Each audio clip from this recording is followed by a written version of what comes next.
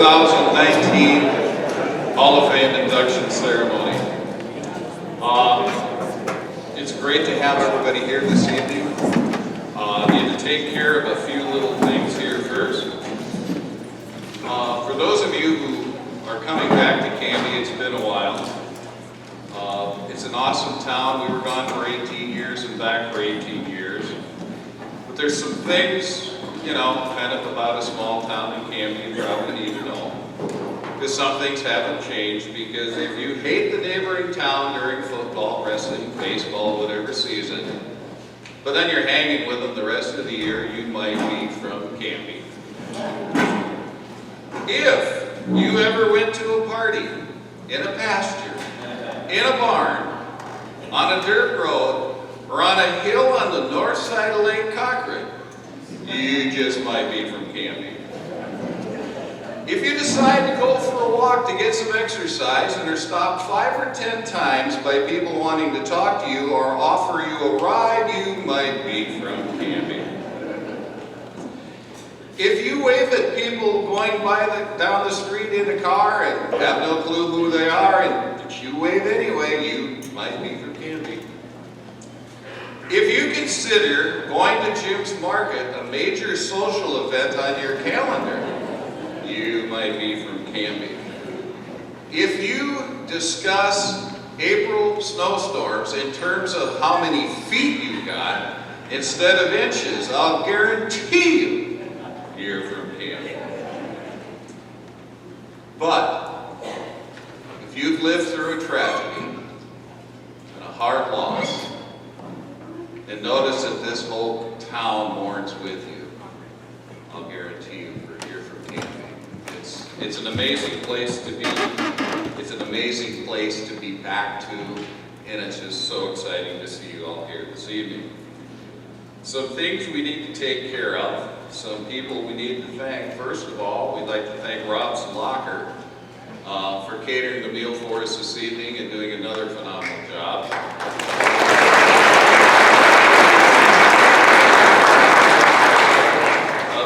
Thank you to Allison Peschik and her cross-country team for serving and getting you fed in record time.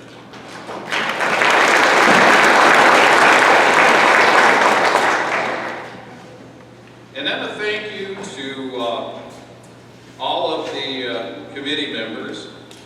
They are Jerry Jingles, Dave Lepke, Al Salty, Greg Cockleman, Gordy Angismo, Allison Peschik, Patty Merritt, Carol Gorder, Harry Fink, Milo Larson, Chris Nemitz, and Reed Merrill. They're a fantastic group of people to get to work with, so please thank them.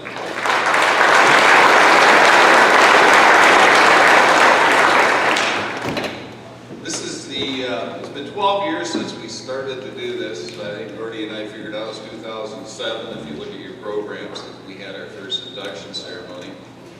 And time's gone by, it's gone well, but of course this is all about honoring those who have gone above and beyond, the accomplishments of some pretty amazing athletes that have been part of the Canby community over the years. But if you know anything about any college award ceremony or induction like this, there's an ulterior motive, and that's to raise money for scholarships, and I guess we're no different. On your table, you will see information concerning Canby's Blue and Gold Scholarship Foundation. I had the immense privilege of chairing that committee and serving on it for a while. And I just want to guarantee you one thing. Canby has awesome kids. They're awesome, they're amazing, they're so worthy. There's some adults that I would like to shoot, but that's a whole other thing altogether. To bring you up to date on what Blue and Gold's done, when it first got started, it went like this. In 1987, they gave out $2,750 in scholarships. By 2003, they were up to $12,350. In 2019, Blue and Gold gave out $56,200. The goal was to get every student who was eligible and wanted one and applied a $1,000 scholarship. Last year, we were able to increase that to $1,200. Now, if you total in all the additional scholarships that local businesses and individuals give out, last year, for the first time, we were able to go over $100,000 and get about $100,575 in scholarships. Canby, give yourself a hand.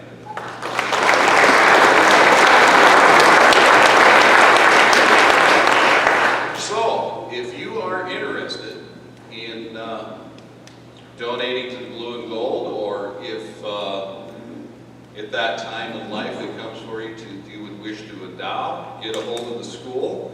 There is a link to the Blue and Gold Foundation on the school's website. And if you need help spelling a million, I think I can help you with that. I have a few teachers here that taught me, so Mama G's back there, she can get it done. So that would be fantastic, because we do have phenomenal kids. Another thing we as a committee would like your help with, and that's getting us nominations for future events like this. If you can think of or know of individuals that you think meet the criteria and should be inducted into the Hall of Fame, please let us know, and we'll try and make sure that happens. In your program, you see the criteria. Athlete, a former Canby athlete, performed with excellence, or lettered in a varsity sport. Excuse me. Nominees must be or must have been a credit to the Canby High School community. Inductees may be either living or deceased. Candidates must be from a Canby High School grad and out of high school for at least 10 years.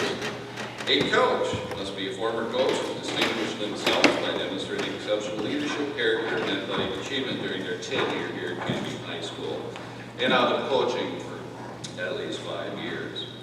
Now, the contributor, or as loyal answer, as we have renamed it, is a person who has been a loyal and devoted supporter of Canby High School athletics, or who has distinguished themselves in athletics and brought state or national recognition to Canby, Minnesota. So, we always need your help with that. We could sure use some more and additional nominees. Those forms, I do believe, too, are available on the high school website. So, find some, print them off, and fill them out for us. With that, we'll begin with that last category we talked about, and that being the loyal answer.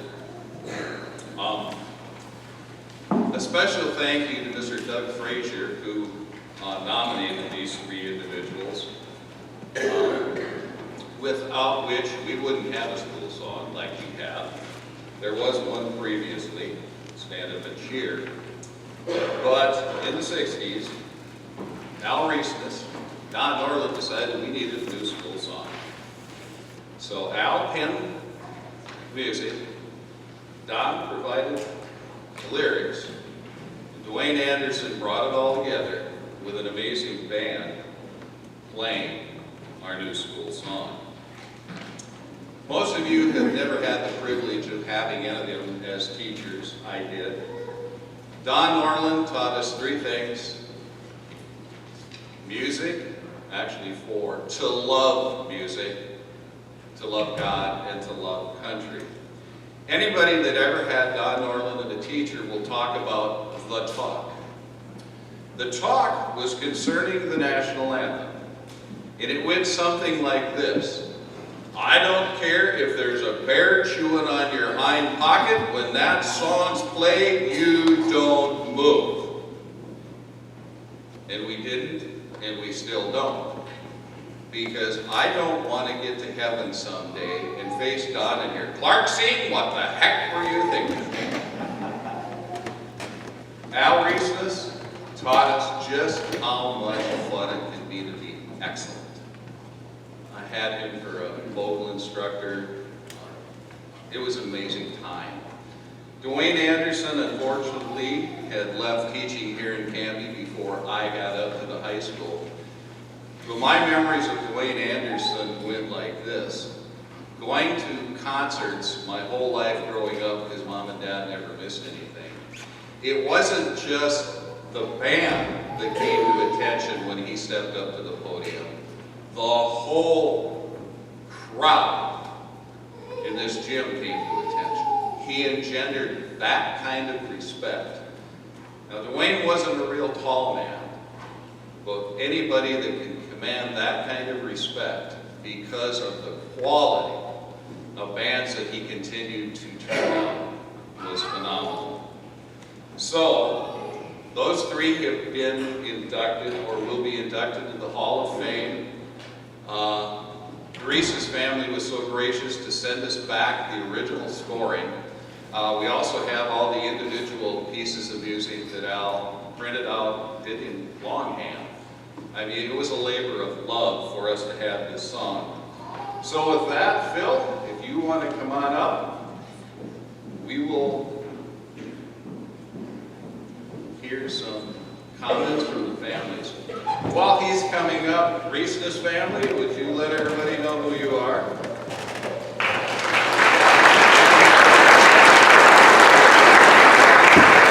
Right next to them is Duane's family, Donna. And over here I see Don's family.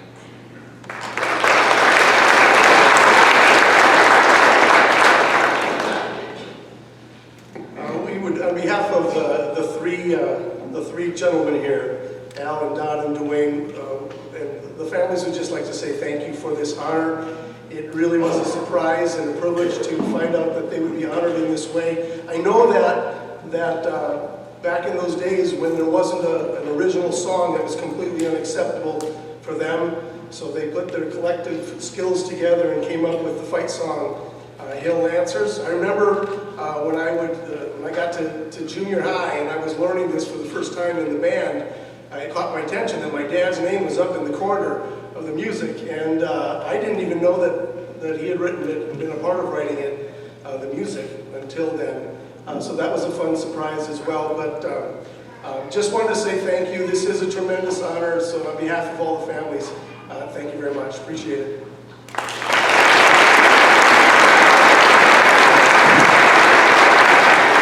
Okay, so that being said, Lancers, to your feet, we got a song to sing.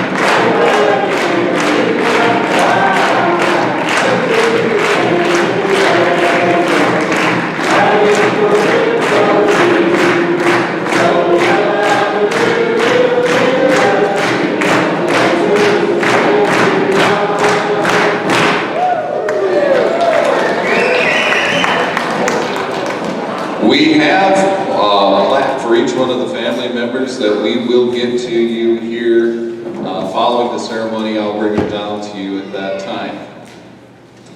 So, awesome. Next up, I need Mr. Jerry Jingles and Mr. Chris Fairchild to please come up here.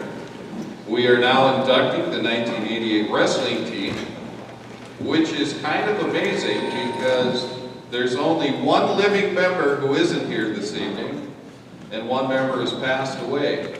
The members who are here this evening are Jerry Burgess, Rick Plugman, David Johnson, John Howden, Mike Kuntz, Rusty Cockleman, Marcus Padilla, Rob Kane, Chris Fairchild, Chad Muller, Chad Merritt, Kim Merritt, Mark Lossick, The cheerleaders are all here.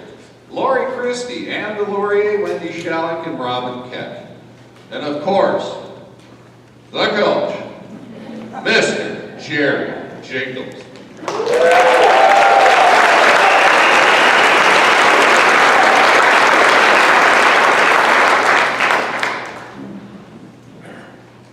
31 years, doesn't seem that long. I'm sure glad we got so many people. I don't think we've ever had that many for a...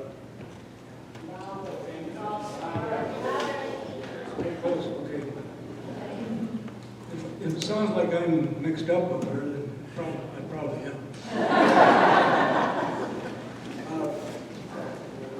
I had some weird rules. I think back, I had this rule that if you didn't go out for a fall sport, you had to come out to the football field and do some running for me. And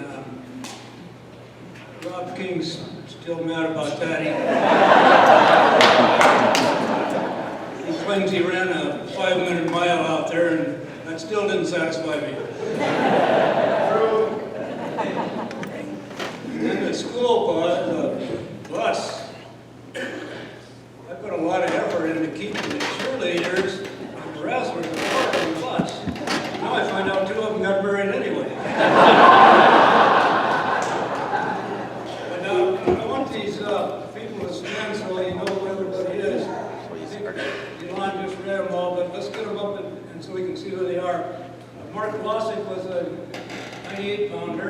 He was in the 8th grade at the time. Kim Merritt was next. He was 105. Chad Merritt was 112. Stand up and stay up there. Jason Lazinski, we lost him. He was 119. His parents are here. Alvin made me promise that he wouldn't have to stand up. Chad Muller was 126. And Chris Fairchild, 132. Rob King, 138. Marcus was an alternate, but Rob got hurt in the first match, and Marcus had to take over the next 2. That's a hard thing for a coach when somebody gets hurt. These kids don't want to come out of the lineup. Well, we had some other injuries. If it's an individual, you can go ahead and wrestle, but if it's a team, you gotta think, if he goes out there and he can't finish that match, that's a big swing, because you give the other team 6 points. So that was always a hard decision. We had Mike Coots coming up there. He had a bad shoulder. Rusty had some injury history. We always had Doc Olson standing by with some medical technology. That helped a lot too. David Johnson and John Hauge, I think they split that 167, 185. I don't think either one of them ever weighed 185, but Ricky Pluggeman was the heavyweight. And then the other alternates were Kelly Mortensen, who I don't think is here, and Terry Burkus, who is here. And Todd Hoffman was the manager, and he's not here tonight, as far as I know. Okay, you can sit down. I think everybody knows who you are now.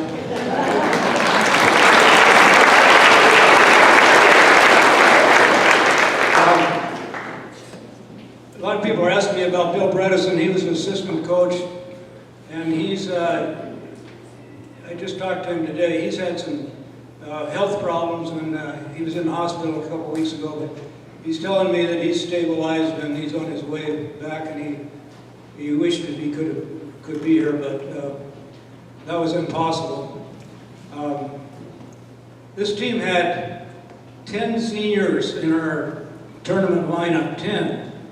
I'm sure that's the most seniors we ever had in a lineup.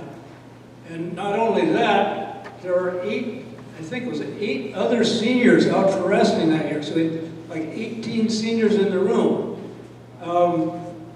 You can't win a state championship without a lot of competition in your wrestling room, and we had it that year.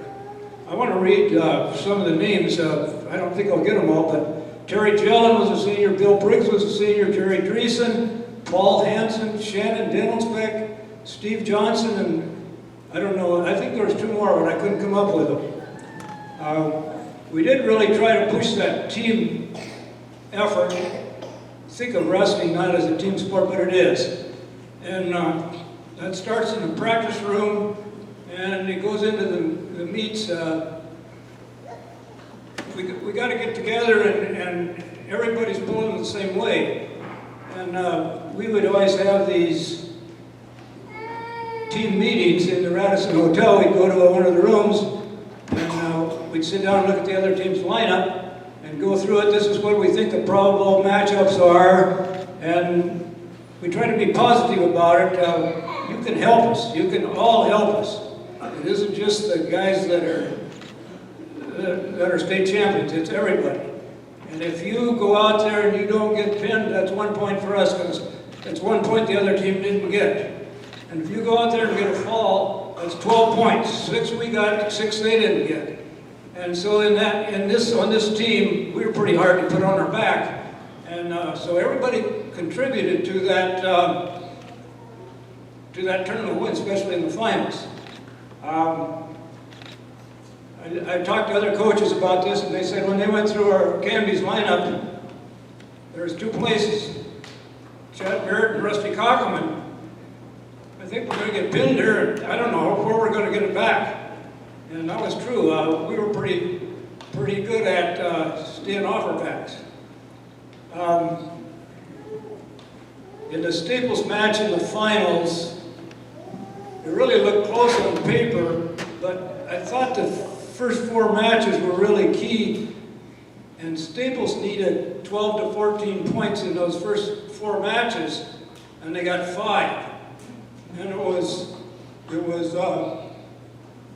Mark Lossick, an 8th grader, he gets a draw, that's 2-2. Kim Merritt goes out, he's wrestling Riker, I think he's a state champion. Riker gets a decision. Then Chad went out, he got 6, we expected that. And then Jason Losinski goes out there, and he's wrestling this Rick Jasmer from Staples. And Jasmer beat him the day before, I think, in the individual, in a close match. And I thought we could get that one, but they have to have it. And it was one of those, all of a sudden there's a flurry, and the referee's going like this too, and then he's going like this too, and then that's 2. And in the middle of all that, Jason hooks up a wrist and an elbow and tips him up for a tilt, and I'm saying, I hope the referee saw that, because I know Chad Merritt saw it. But he's about out on the mat anyway. Bill had hold of his foot so he wouldn't go out there. But anyway, finally the referee goes 2 back, and Jason won 7-6. And then it's, that really hurt him, because we come back with, I think, 3, who were they? I don't know who they all were, but Chris Fairchild and Chad Moeller, Marcus, they all come up with decisions. Mike Kuntz comes up with a 5-point superior, and Rusty gets a fall, and it's pretty much out of reach for Staples at that point. So it was a great duel. I guess I'd like to say that those, the first 13 years of the class tournament, where it was a Class A, Staples or Canby won all but one of them. I think Paynesville maybe snuck in there once. But otherwise it was either Canby or Staples. And we wrestled Staples 7 times in the state tournament during that string. And I think we wrestled 5 times in the finals. It was a great rivalry. I don't think we've wrestled Staples since then. But they were a class act. But our programs were parallel. We were good when they were good. Okay, I don't know if Chris has got anything to say or not. He told me I was taking all his stuff.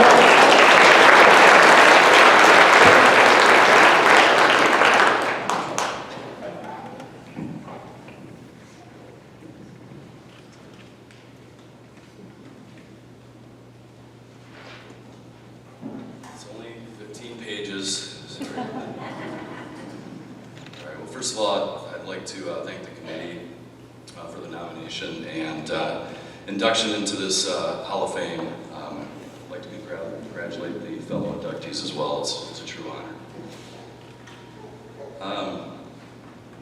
I had a few things to say relative to three major elements that came to mind as I thought about sharing some thoughts tonight. First, our parents and fans. Second, our coaches. And lastly, our team. I was chatting with Rusty a few weeks ago, kind of reminiscing, and it struck us during that call that admittedly we probably took our parents and fans for granted at that time in our life. As Coach said, we had been to state a number of times in a row. The community was very much behind it. I think they shut the lights down in this town when the state tournament showed up. And, again, we probably took it for granted at that time in our life. So I'd like to take a moment to communicate our appreciation for our people missing work, taking time off from work, taking kids out of school, and we probably shut the school down at some of these days. So I just wanted to mention that as a significant item. Also included in that, some of us were reminiscing about some specific individual fans, and a few names came to mind. The first one is Sylvie Coughlin. He spent a lot of time taking videotape of these matches, and we really appreciate the time he took to videotape that, and I think all of us are enjoying that on YouTube these days. It's very nice to have. A couple other people that come to mind, Dick Burke. I didn't see him here tonight, but I think Dick was very committed to this community as a wrestling fan, and we appreciated that too. And lastly, it came to mind, Marion O'Neill sitting down there. We appreciated all those bus rides. You took us to where we needed to be, and I know you were a super fan. Bob King was sharing earlier tonight that you provided him detailed match results for his individual matches, so clearly you were a super fan, so I appreciate that. Next, I wanted to take a moment to talk about our coaches. Coach Jingles already mentioned Coach Bredesen not being here tonight, so we wish him well. But that was kind of the beginning for us, in elementary at that time, late 70s, early 80s. Got the wrestling mat out during Phi Ed, and I remember vividly looking at the lights with Chad Merritt on top of me. This sport's amazing, I gotta figure this out. So, but Coach Bredesen really laid the foundation for having physical fitness as part of your life, working hard. Many of you that know Coach Bredesen, a tremendous runner, working out all the time, and I think that really made a lasting impression on us. Next, I wanted to recognize, for a few moments, Jeff Merritt. I think Jeff came back to Canby to coach our 7th grade year. Not sure that I have that maybe quite right, but Jeff was obviously a star wrestler for this town, and it was very impressive to have this individual of this caliber coaching us at the 7th and 8th grade level. I think that first day of 7th grade practice, I think we had 35 kids in a room that couldn't have been more than 10 by 30 in size. I'm sure we're violating some fire codes there, but we made it work. So Jeff, I wanted to just recognize you as an important factor in our development. Last but not least,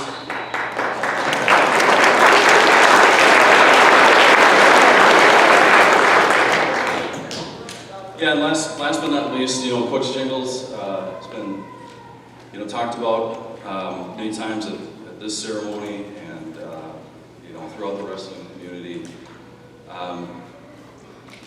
I think we all appreciated his temperament, his preparation, very detail-oriented.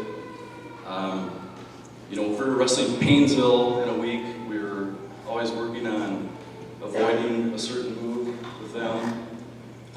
So it was clear that he was, researching frequent moves by those opposing teams, and we were ready for it, that Friday night or Saturday tournament time. I kind of alluded to it already, his temperament. I think Jerry, his animation at a wrestling match included this.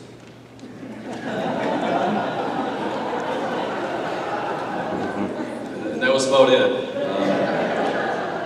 I think we all know some other coaches in the area that were boisterous and vocal and yelling and screaming, and I think we all appreciated Coach Jingles' style. So, I do think, though, there was one time Coach Jingles was mad. I don't know if you can remember this, Coach. So, I think it was before Christmas, our senior year, we went to New Prague and wrestled Apple Valley, and New Prague in a triangular. And we wrestled Apple Valley first, and I'll admit, I really wanted to beat those city slickers. But we came up a point short, and I will admit, I was stuck in that previous match, but we had to go take the mat against New Prague next, and I think we laid just a big giant egg. Lost to New Prague by a few points, but I thought we were a better team than them. But after the match in the locker room, Coach was clear that performance was not acceptable. He was still even-tempered, but that stuck with me. I don't know about the other guys for sure. I didn't get a chance to talk about this specifically, but that certainly resonated for the rest of the year, and we had an opportunity to win this title, and we didn't want to lose that opportunity. So,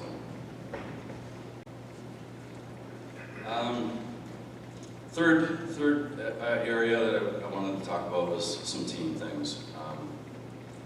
And the first thing that comes to mind actually is being in this gym. Some of my earliest childhood memories include this gym, I think up in that balcony, maybe late 70s, and watching the lights dim and a team take the mat and dominate. And it usually ended with a fast pin by awesome superstar heavyweight Tom Hansen. This is really cool. I want to do this. So this gym has some sentimental value for me and others. I know we've talked about that. So we had some star power. It's been mentioned already. Rusty and Chad.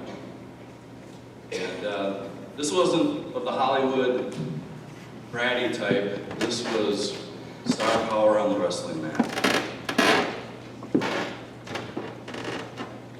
Rusty and Chad, for most of us, all of us, motivated us, inspired us, and it was a team first, individual second approach. Many of the guys that I've chatted with here today agreed with my perspective on that, and I just want to take a special moment and recognize Rusty and Chad.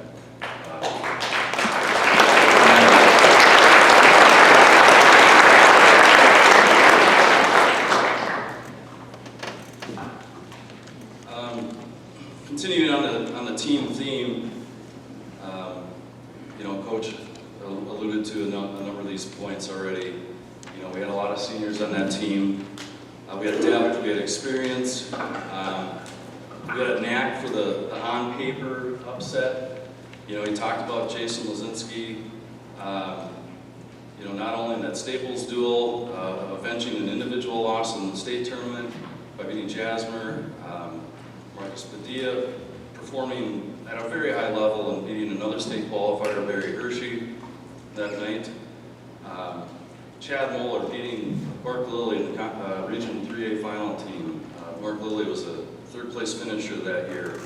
John Hauge tying Warren Johnson, another third-place finisher that year as an individual in that KMS duel.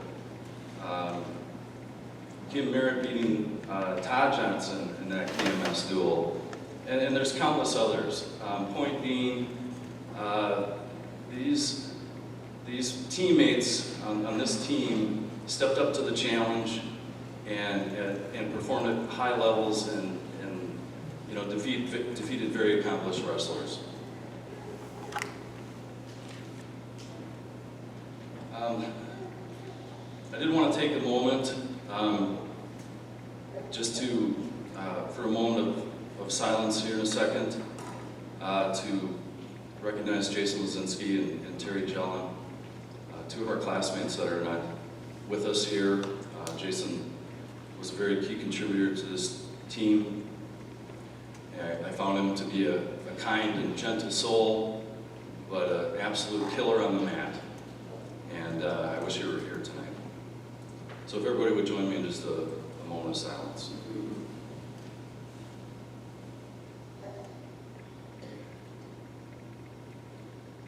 Thank you. So I'm gonna finish with what might be the most controversial story of the night.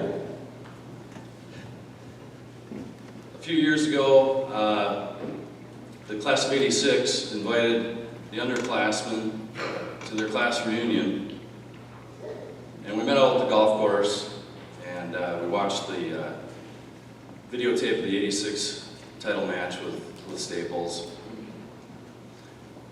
We had a good time, we watched the match, we lived a lot of memories. Shortly after the match got over, a few of the '86 seniors, like Jeff Jeremiason, who's here tonight, included, Don DeLorean and Lynn Cleveland, they started clamoring with Coach Jingles about, well, who do you think your best team was? And he says, well, that'd have to be the 76 team. They were my best team. I'm like, okay. So of course, me and Rusty and Chad start migrating to this conversation. It sounds pretty interesting. We're gonna chime in with the class of '88. Jeff, Lynn, and Don are chiming in with the class of '86. Okay, who's your second best team, Coach? Well, yeah, I think that had to be the '79 team. So by this time, we're really in Coach Jingles' face. Okay, who's the third best team of your teams? 79 B squad.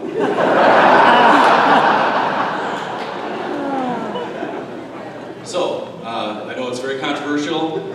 I'd like to throw 88's team back in the ring for being third or somewhere. And anybody can visit that subject with Coach G. I'm sure you'll be happy to talk about it some more. So, thank you very much.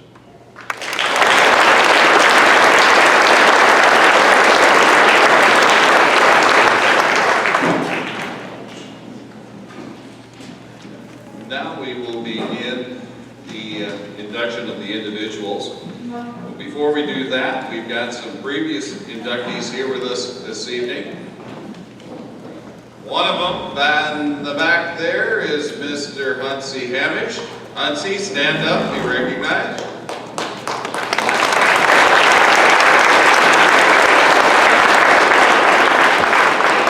Of course, Coach Jerry Jingles.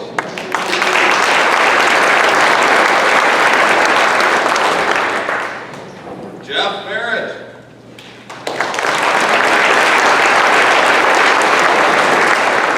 Yep. Chad Merritt, stand up.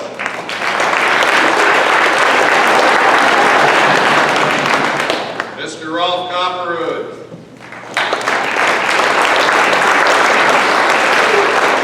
And in the loyal answer category, Mary Nolene, and if you don't know who that is, if I say cowboy, you'll get it.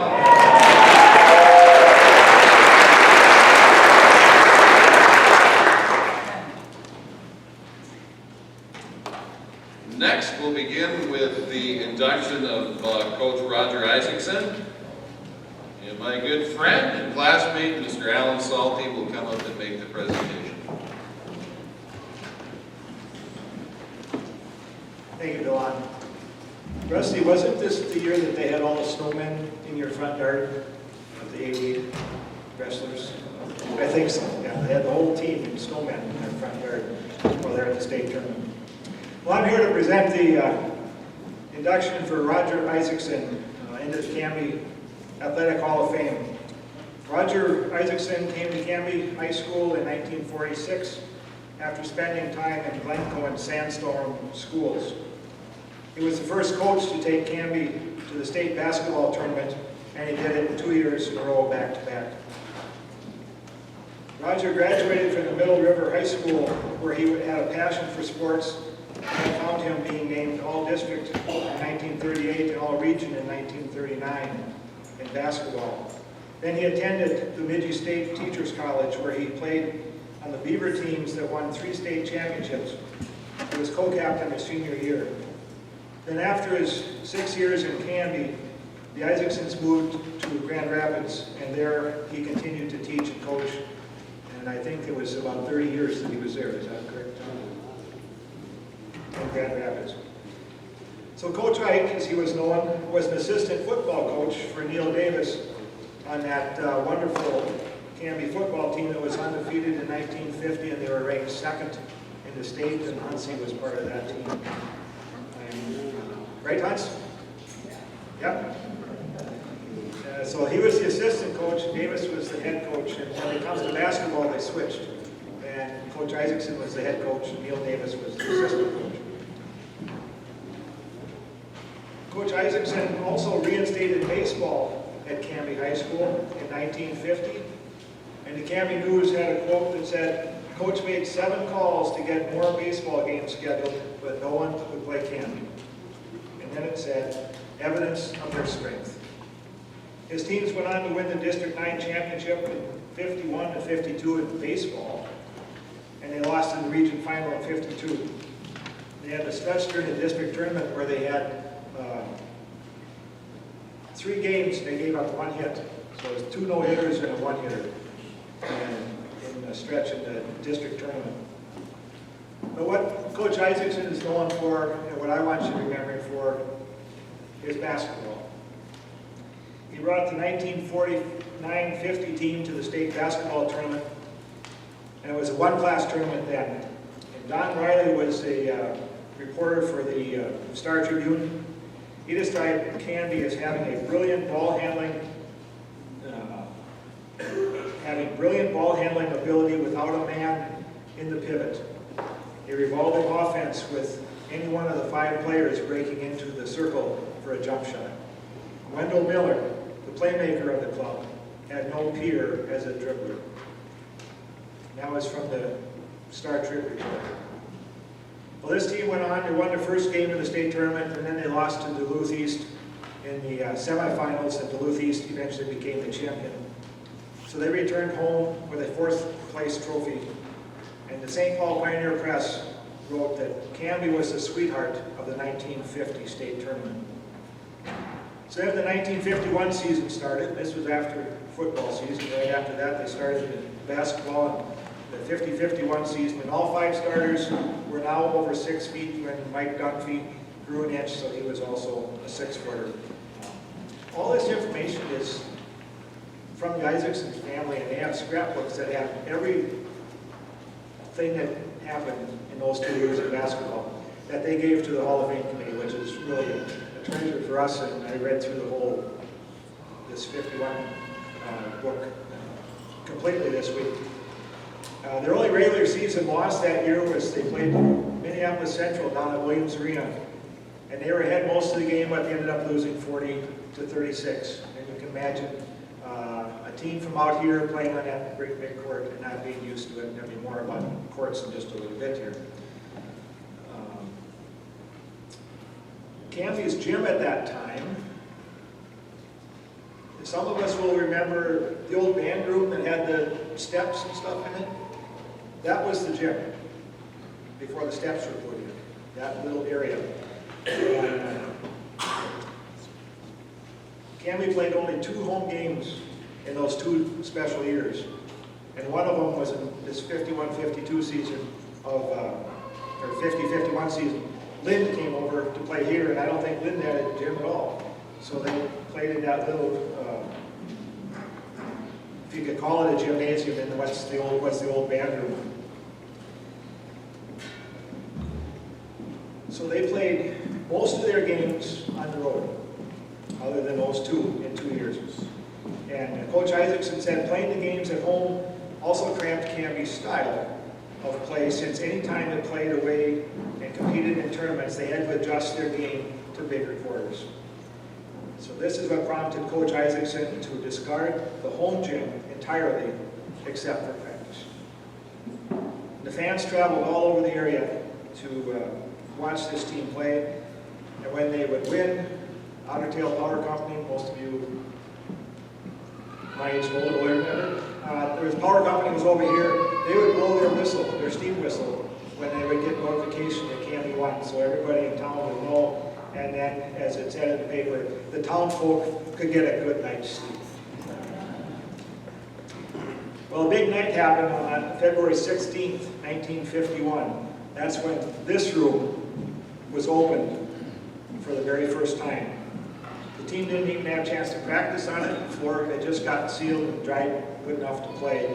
And after the season, they got 2 more games scheduled to play in here. And Coach Isaacson said there will probably be people coming to watch Canby who have never seen a basketball game before. And Canby defeated Grove City that night 55-41, and over 1,900 people in attendance. And a week later, in the second game, they defeated Danube 66-52 with 1,958 fans crowded into this gym, and over 1,900 had paid. So something must have got in. Must have been the kids. Okay. There used to be wood bleachers over there, where the plastic ones are. There was bleachers back here. That used to be the band stage. And then think what all the people that can be in this gym and not on the floor. It was packed, and it must have been a real thriller to finally have a home game after years of not having a place where they could play. Well, that year, Canby, the 2 years, the special years, the tournament years, they finished 38-2 in their regular season records. And in the second year of this team, all 5 starters were back from the first year. And they defeated Marshall for the District 9 title in this gym, which was about the 5th game that was ever played in this facility. And then they went on to beat Dawson and Redwood Falls in the Region 3 tournament. It was described that their play was set and smooth team play. Minneapolis Tribune stated as they were going down, getting ready for the state tournament, Cage fans will see one of the best, balanced, and better coached teams in the state tournament when Canby swings into action. And another coach has said that a person could watch Canby play with on 5 different nights and pick 5 different players as standouts. And that's how awesome this team was. And 3 of those players off that team are already in the Hall of Fame. Well, when the state tournament came, they played Hopkins the first round. They beat them 45-43, and they played the game of their life against Brainerd in the semifinals, 63-34, and they were way over 50% for shooting until they brought in the bench, and then it dropped to 48%. Unfortunately, they peaked one game early, and they lost to Gilbert in the state championship, 69-52, on a night when their shooting went cold, and they also had to face a center from Gilbert that was 6'9", and that kind of did them. But you know, it takes a special coach to take these 5 star athletes and keep them melded into a great team for 2 years. That somebody didn't want to just be the star or take over, but they worked very well as a team, and that comes because of the coach. And under his leadership, under Coach Roger Isaacson's leadership, his teams represented Canby very well. So Roger Isaacson coached and taught Canby from 1947 to 1953. He won 2 Little Sioux Conference titles, 2 District 9 titles, 2 Region 3 titles, and the 4th place and 2nd place finishes in the one-class state basketball tournament in 1950 and 51. His team's record for those 2 years is 45-5, and his overall winning percentage, this is just awesome. For 5 years that he was head coach in Canby, his winning percentage was 85%, 102-18. Roger Isaacson was also a member of the Minnesota State High School Coaches Association. Sadly, Coach Isaacson passed away in 2011. And now I'd like to call up his son, Mr. Tom Isaacson, to accept the plaque.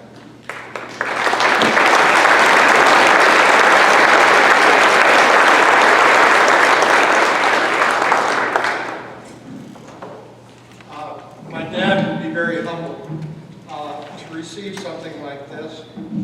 And the first thing he would do would be to acknowledge the fact that my mother was probably the backbone of a lot of it and was our family historian.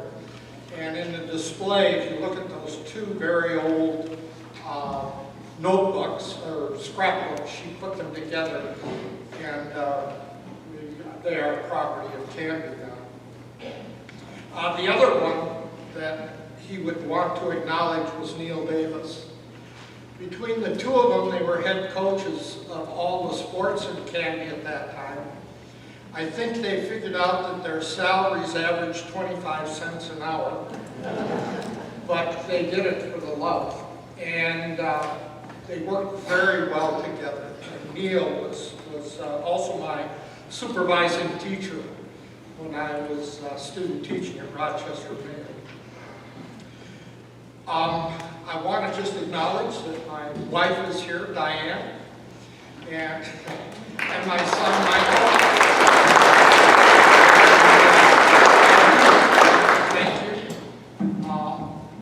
I am a pastor, or retired one, and I have long sermons, but tonight I'll give you a break. Thank you very much.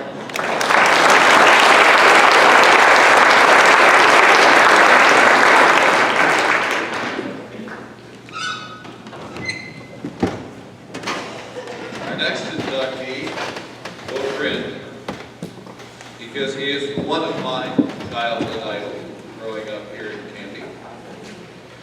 We brought in the other one 3 years ago, and I came to a really tough realization tonight. They're not that much older than I am. As Farmer would say, we're all a bunch of old farts now. So, making the presentation to Mark Holmlund is Mr. Neil Nelson, who was Mark's coach and one of my high school teachers. But he was really young when he taught here.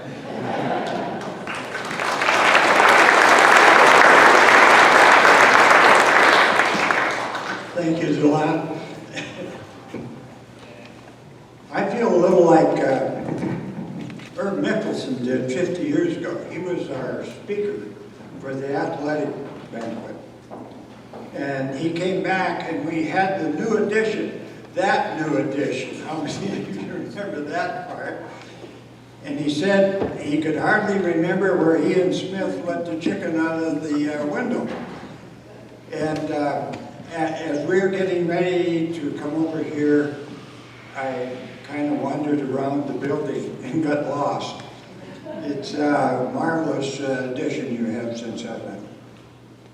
Speaking of leaving and what I left behind here, I'd like to acknowledge some people that we don't have with us, but had an enormous effect on my life. And I'm thinking of Skeeter Fountain and Cliff Silverwood and Bill O'Keefe and of course 2 institutions that were here for many years. Colleen Cronin, you know, was Miss Canby, if you will. And I could still see her at the state tournament. She always had state tournament tickets, you know. And she was dressed to the nines, every hair in place, and makeup just so. But she was just the finest lady you'd ever meet. And I guess she left Canby quite a present, didn't she? And then the other one, of course, is Saum.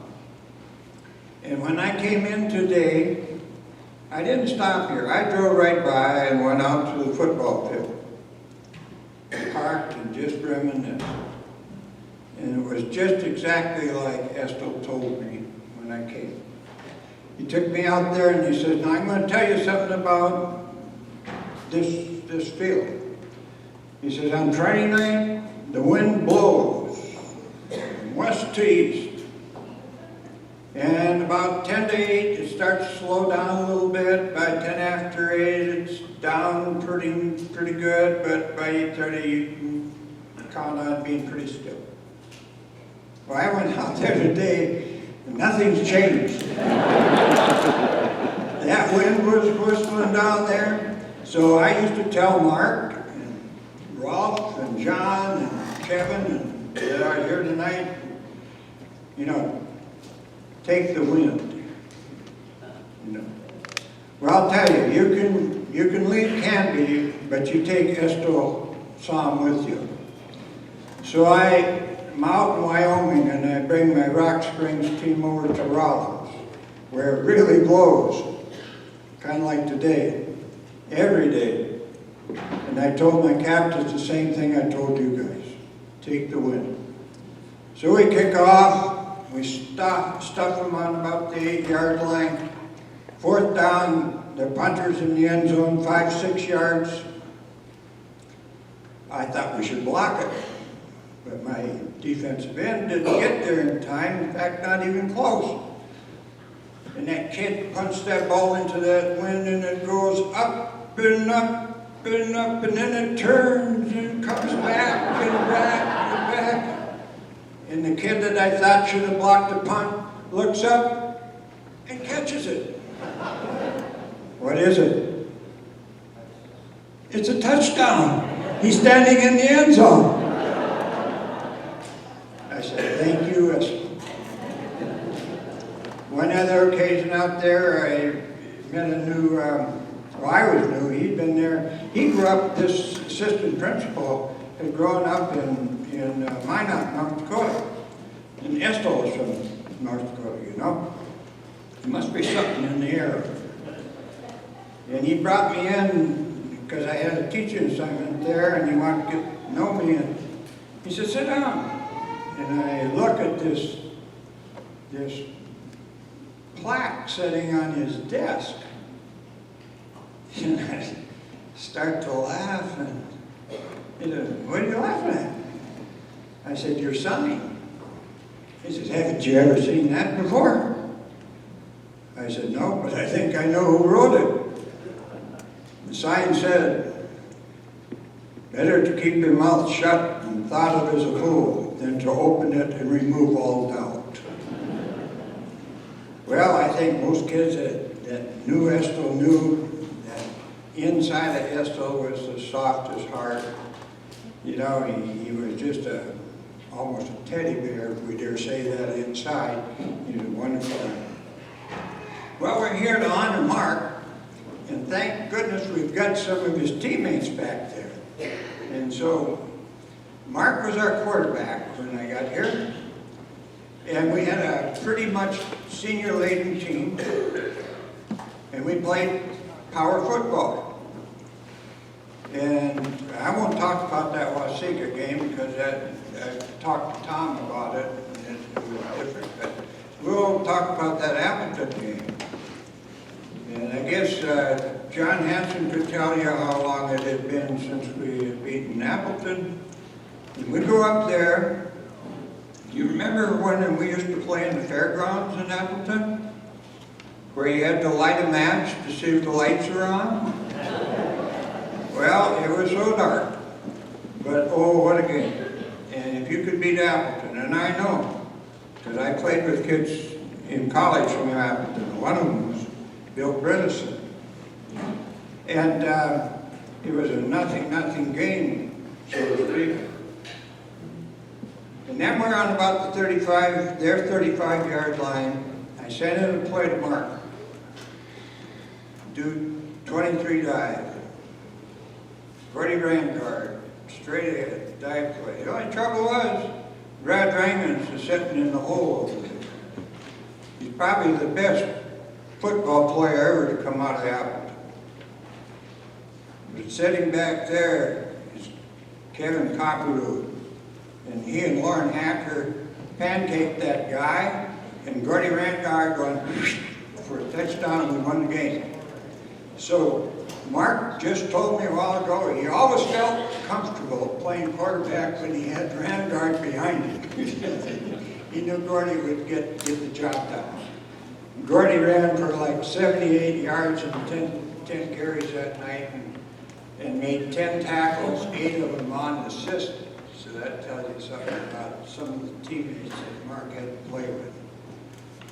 Another game was Olivia, probably Mark's best game. And he threw a bomb to Rolf Copperwood back there, and Rolf took it all the way to the 4. And then Gordy came in a couple plays later and scored.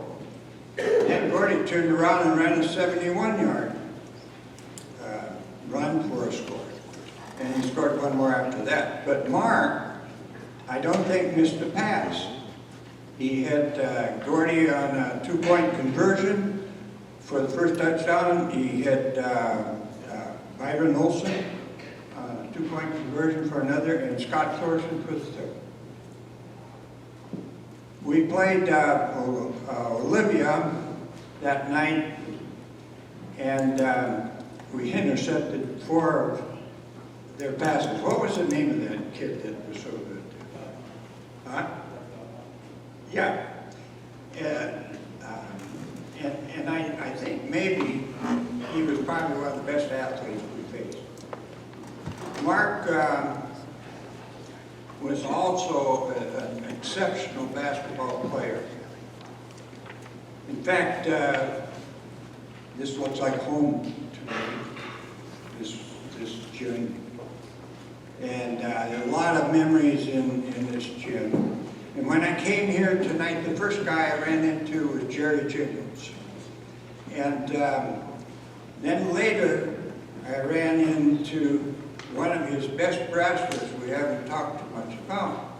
But he performed the best match I have ever seen anywhere, right here.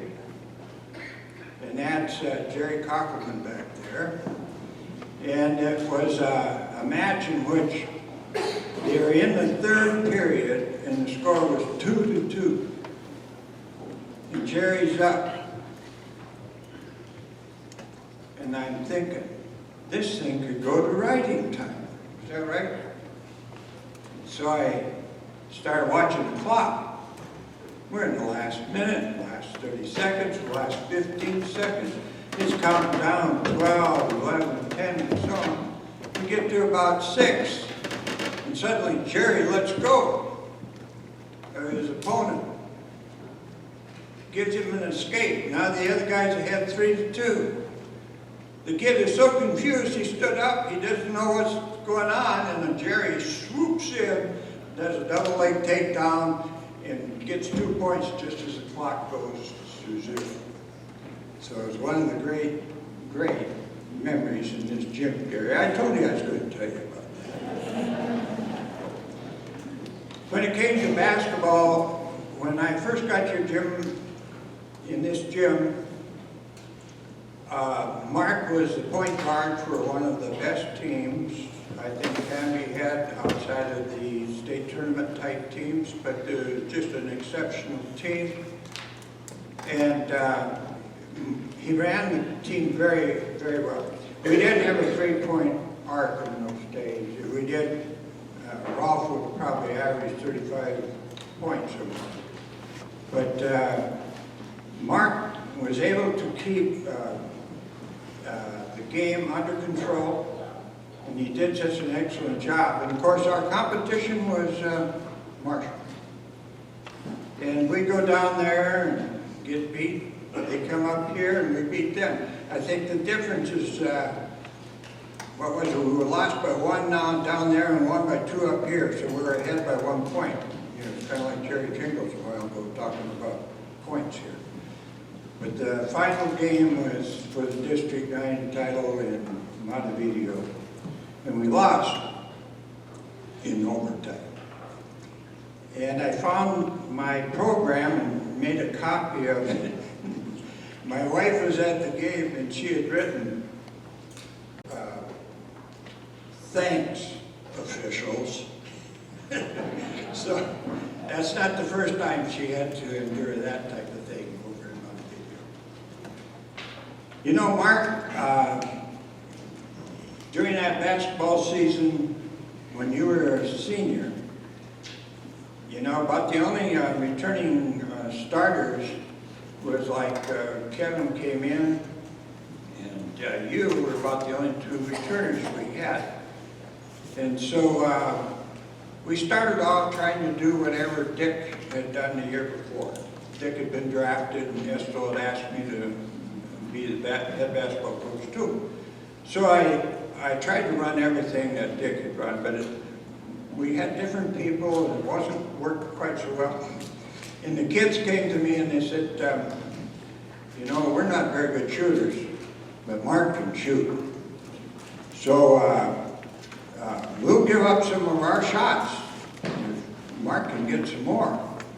And Coach, can you devise a offense so that Mark could get more shots? We'll work our butts off to help him. We'll set picks, whatever you want.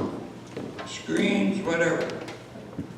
So 16 years before the movie Hoosiers came out, we were doing it right down here.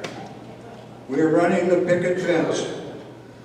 And we'd start over in the corner over here, and Jeff Mead and Steve Norlin and Kevin and Steve Hansen, these kids, they'd set picks for Mark. And Mark was the best ball player I ever coached off the bounce. He could dribble off a pick. They're doing all this stuff today. If you're watching Steph Curry and Hardeman and those guys, he was doing it, 40 years ago or more, 50 years ago. And then he'd just pull up when he had it open and in the hatch. Or if they tried to double him, he'd dump it into Kevin or Steve or Jeff or somebody, and we'd still get a basket.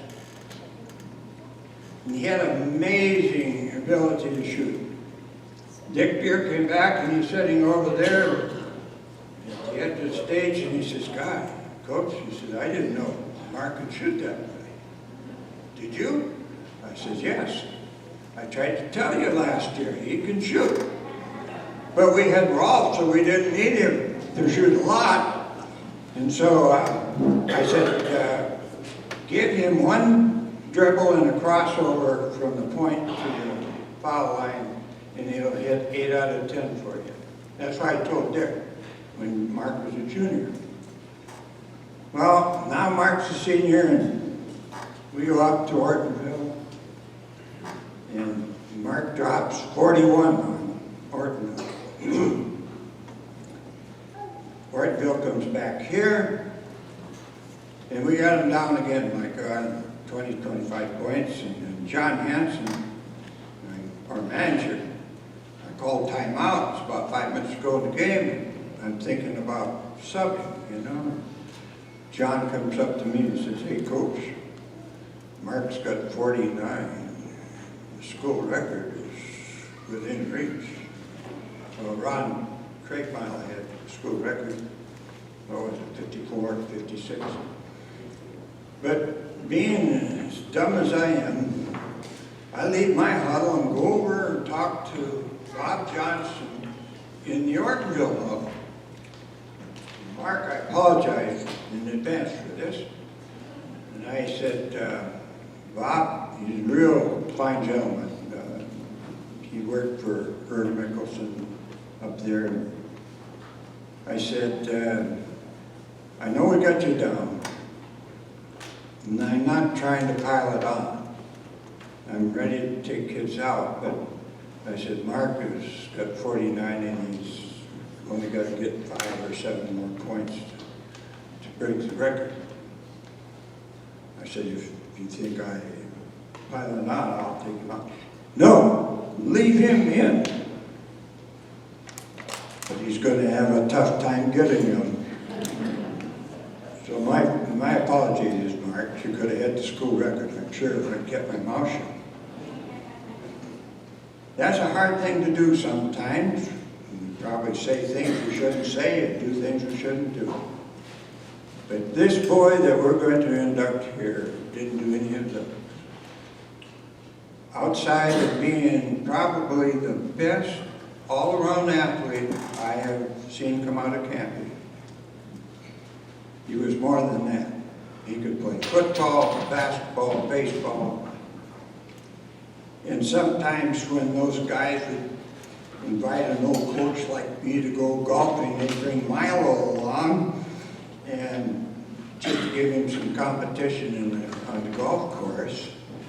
He could have played tennis, he could have done anything. He was just a natural born athlete. And one of the best athletes I've ever had the privilege to coach.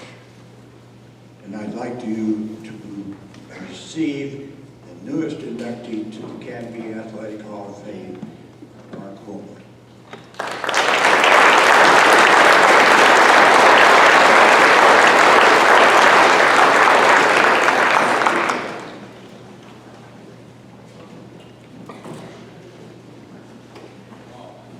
Thank you, Neil, for that.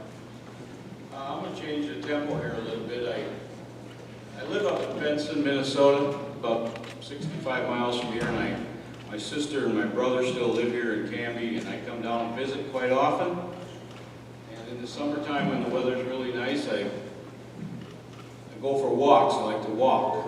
And so many times I'll walk by the school here, and sometimes the doors are open, and I'll come walking in, walk into the old gym, just look around a little bit, and I think about some things that happen here. Some of the things that I think about don't even have anything to do with basketball. I think I remember correctly back in 1965, kind of like what's going on tonight with the Minnesota Twins. But I remember coming in here, and I think they set up a TV, an old black and white TV for us, and the 65 World Series was on. And that's one of the things that I remember about this place. Of course, many other things that pertain to basketball. Another thing, kind of goofy, that I remember, when I was about in 5th grade, I discovered that the Canby High School practiced in this gym after school. And I decided that, hey, that was kind of neat. I'm going to go up there and watch them practice. Anytime I could get into this gym, I'd take advantage of that. And I remember one night, in fact, it's kind of weird because I think that these backboards that are up on the side are still the ones that were here when I was here. And so one night I came in and walking in that door, and the players were out here, and I was sitting over there on the bench watching. And I don't know, they must have had a break in time, a water break or something. And most of them were mingling over there in the corner where the water fountain was, and there was a ball laying out here, and I was sitting there, and I go, God, I got to go out and pick up that ball. I got to take a shot. I'm just itching to shoot you. So I ran out there and picked up the ball, and I was standing back there where that table is, and that basket was down. And I let fly with a shot. And of course, it was an air ball. And it hits a guy by the name of Duane Hillman right in the face. Now, Darwin was a pretty good-sized guy, and back in those days, they wore those big goggles. And it hit those goggles, and I looked over, there was Darwin, standing like this. And he was looking at me, and I go, oh crap, I'm in trouble. And he started walking toward me. And then all of a sudden I heard a voice, a deep voice, he said, Darwin, leave him alone. And I looked over, and I recognized the guy, and I'm sure most of you people know him. It was Don Peterson, who I think lives in town, in the north end of town here. And I was forever grateful to Don. We've been friends ever since. Every time I get a chance to see him, I remember that. One other thing that I remember, in I believe 1960, I was in 2nd grade. And Canby was in the process of building new schools, I believe. So I was going to 2nd grade at Our Savior's Lutheran Church, up in where I went to Sunday school. And I was sitting there one day in the fall afternoon, and some people came in, and I don't know, they just came in, they were walking around, and then they left, and nothing was said. I came back to school the next day, and I think my teacher's name was Mrs. Zanke. She gave me a letter, said, you're supposed to take this home to your mom and dad. Oh boy, some kind of trouble here. Took it home, Mom opened it up, and she goes, do you know what a crown bearer is? Nope. She goes, well, apparently the people want you to carry the crown, carry it on a pillow, bring it up and give it to the people, and then they crown the queen. I'm not doing that. I'm not doing that. She goes, well, yeah, you are. So eventually we had a few practices, and I remember coming through that door, walking real straight like this, trying not to drop the crown, and we made it up there. And I was trying to figure out, I talked to my sister Jerry before this, who the queen was, and I had it wrong. I thought it was a Nevin's girl, but you told me who was it? Mary Olson, and well, yeah, okay. I think she was actually our neighbor in town, and I didn't even know it. But those are just some of the things that I think about once in a while. And then another thing I think about are the living in Benson, not too far away. So when John started coaching, I, of course, was interested in coming and watch Canby games. And I knew if I was at the Canby game, I would always see Milo and Judy, and many other people, Kurt Hoyme when he was here. I would see them. But there were always 2 other guys. I would always see them. They were always together. And this went on for years. You know, John was coaching some state tournament teams, and it was always exciting. Marshall wasn't that far away. And I'd see these 2 fellas at every game. And I thought, boy, what loyal fans they are. And one of them was here tonight. His name is Curtis Berner. Now, Curtis was a good friend of my brother. He was a good friend of mine. And we used to do a lot of things together. He used to come out to our farm, and we would be shooting baskets during snowstorms. And we would always talk about sports. And the other one was Wayne Giese. In fact, last night when I was at the game, football game, and the rain was pouring down, there was Wayne Giese. And everybody said, well, those guys are there all the time. They're really, really loyal fans. And I would just like to say to you, Curtis, and you know, that's really nice that you do that. And that I know every once in a while you get a little carried away at the games, but I guess that problem has been resolved. And I will welcome you back into the gym, okay? All right. And then, you know, all the wonderful coaches that we had here. I think I start with Estel Saum. When I was in 5th and 6th grade, Estel had us playing flag football out west of the bus garage. And we just thought that was great. And so one day after we were done, Estel came up to me. Estel and I had many conversations throughout the years, and he always seemed to start out, he'd say, son. Son? He said, you live in town? I said, no. He said, well, are you staying in town a little bit after football? Yeah, I'm good. He said, well, I want you to do this. I want you to come over to my house after football, and I'm going to give you something. So I did. I knew where he lived. And I walked over to his place, and I was kind of intimidated. Estel was kind of an intimidating fella. He was a big guy. And he came to the door. I remember knocking on the door. He came to the door. He had a box in his hand, brand new box. What do you suppose was in that box? A brand new football. And he said, son, I want you to have this. But he said, you got to promise me one thing. You'll make good use of it. Okay?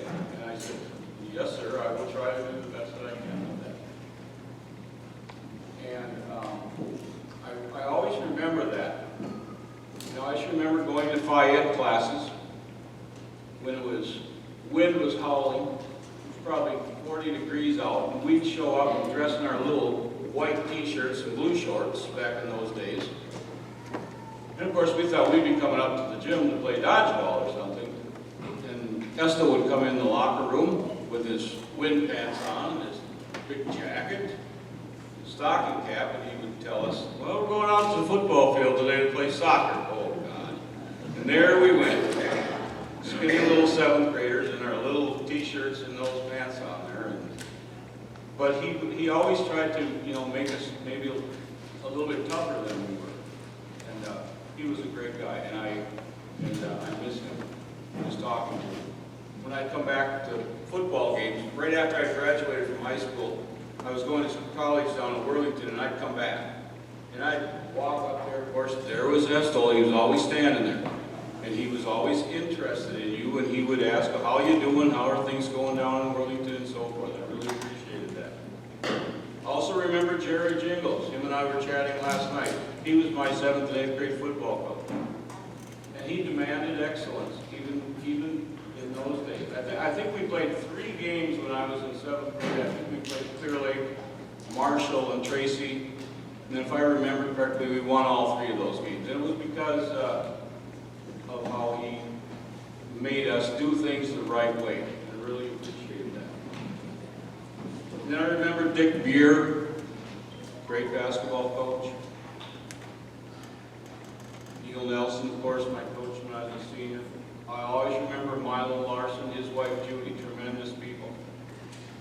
When I was still teaching at Benson, I was a junior varsity golf coach. And luckily, our head golf coach, his 2 sons played baseball. And he'd come to me and go, well, the boys are playing baseball tonight. Can you go take the golf team? And I was just so happy because I'd end up in Minneota, Marshall, Cottonwood, those places, Black Aparo, and Milo was there just about every time. And we would sometimes play golf and reminisce about things in the past. And so I thank you, Milo, and Judy. Greg Martinson, great guy, coached here for quite a few years. Kurt Noemi, I remember having Kurt Noemi when I was a 9th grader. Canby had a tremendous basketball team.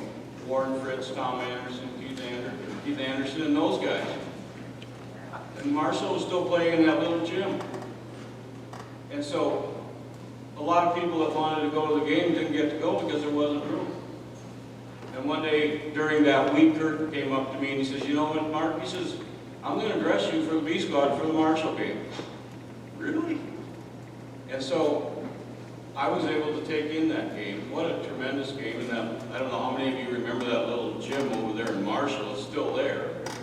But we didn't win that game. But what a great experience. And I was forever thankful to him for that. Rolf Koppru. What a great basketball player. One of the best pure shooters that I've ever seen. He was a great teammate. And after I got done playing basketball down in Worthington, I didn't know what I was going to do. In fact, I was headed back up to Minneapolis to work at General Mills with my brother-in-law. But he called me, I believe it was Ralph, he said, why don't you come up to Morris and play basketball? Well, I did. Him and Byron Olson, they got me all lined up. I didn't have a clue what I was doing. Got me all lined up. Well, what do you want to do? What do you want to do? And they got me into the education program.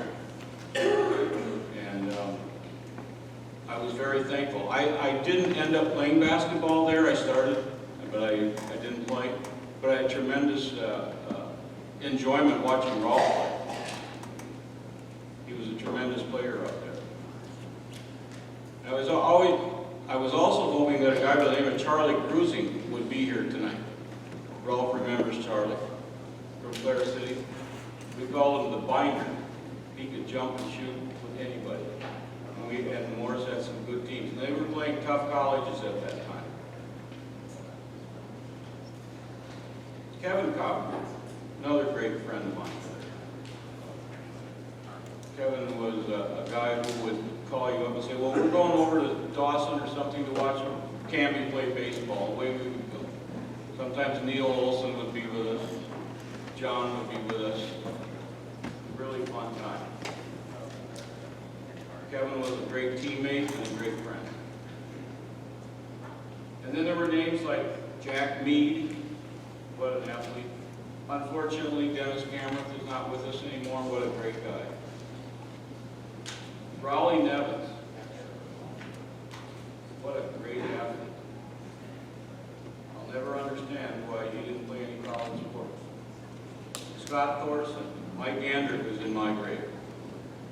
Steve Hansen, Jason Jan, and unfortunately Glenn Huzzabutt, so I think a lot of you know, who lived in Canby, who is no longer with us. And of course, Gordy Rangard, what a great football player. I want to thank my family sitting over here. My sister Jerry lives in Brookings, South Dakota. My brother Steve lives in Brookings. Linda Huffman, who lives in Canby, still lives here. My sister Lori, who lives in Winona. My brother Chris, who lives here in Canby. Thank you for being here. And there are two special people, one by the name of Lon, one by the name of Mike, who aren't with us today. My two brother-in-laws, great people. I hope my mom and dad are watching down tonight, along with my wife's parents. I want to thank my son Matt, sitting right here. 2 weeks ago, he was inducted into the Augustana College Hall of Fame for football. What a great accomplishment.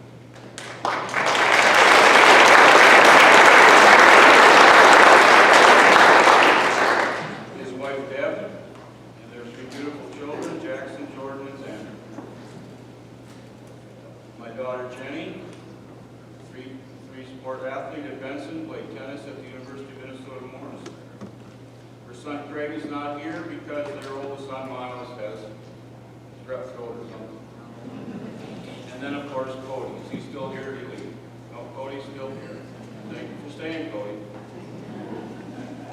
So, also one more last thing that I want to mention, that today happens to be our 45th wedding anniversary.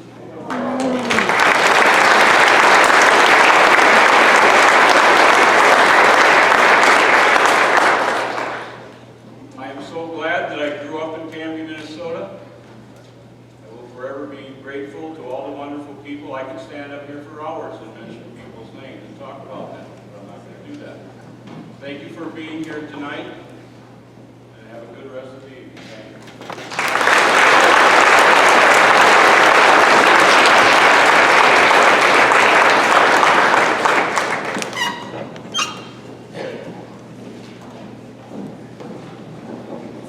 you. Our next inductee will be Mr. Steve Saum.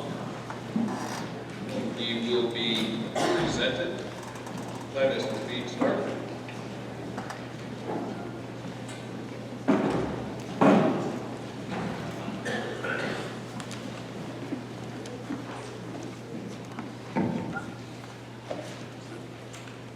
About a month ago, can you hear me?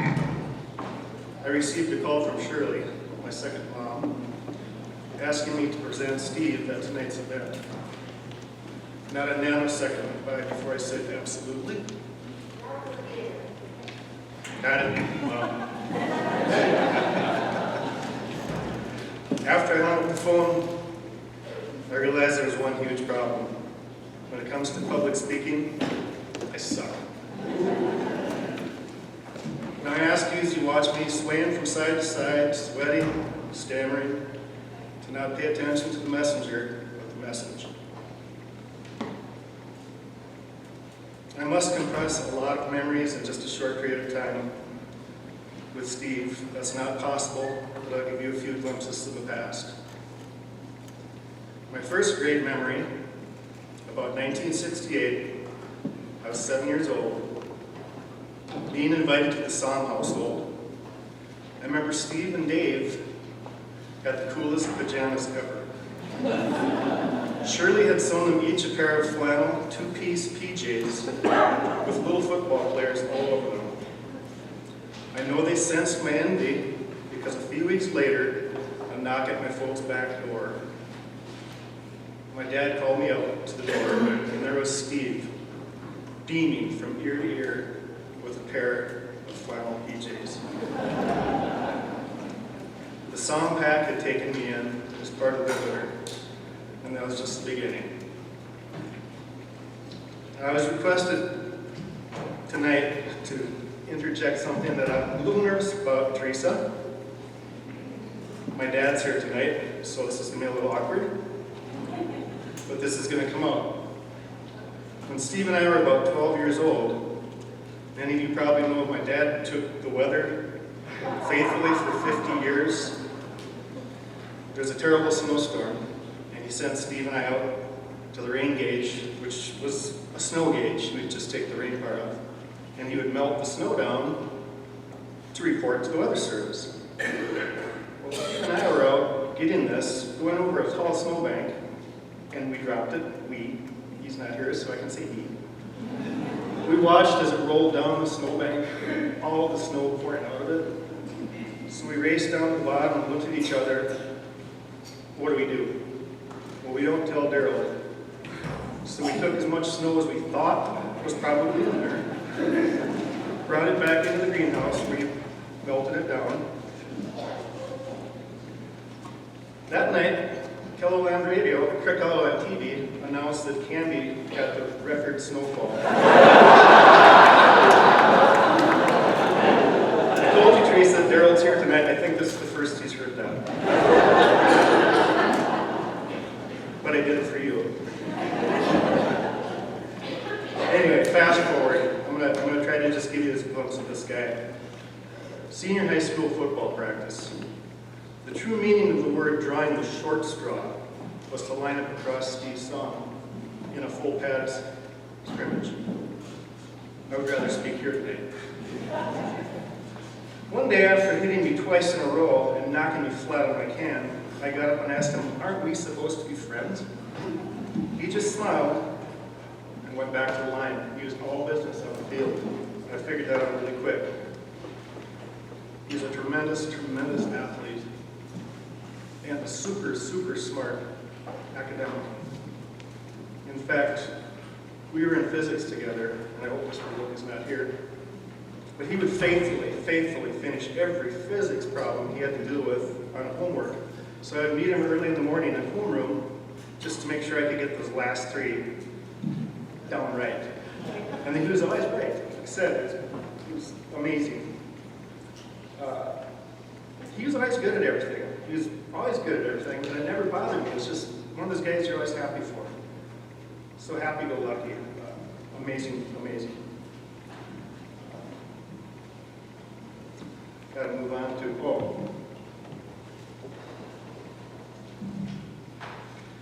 yeah, Steve could tell you stat after stat of his athletic and academic achievements. He could, but he never would. He wasn't like that. He could literally have cured cancer, but you would have to find it out from somebody else, because he wouldn't tell you. Later in life, our friendship continued, and one thing that I always laugh about, it's funny, we were polar opposites politically. We grew to learn how to debate, then shut it down when appropriate. I remember once after a spirited debate, asking him if he could ever just once agree with me. He just smiled and said, yes, I could, but then we would both be wrong at the same time.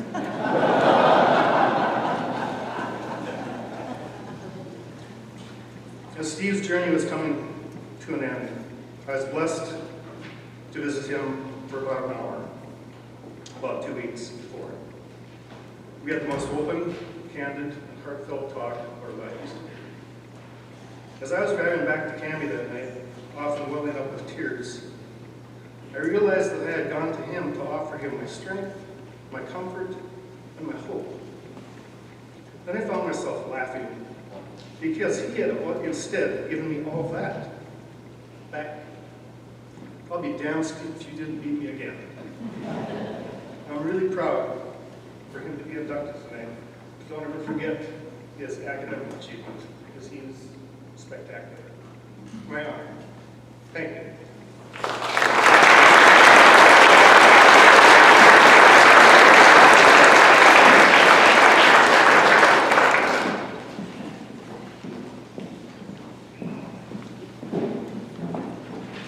Thank you, Pete.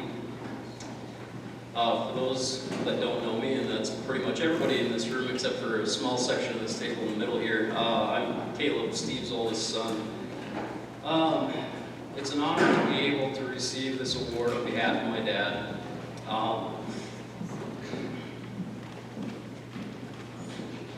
Sorry, I told myself I wasn't going to do that tonight.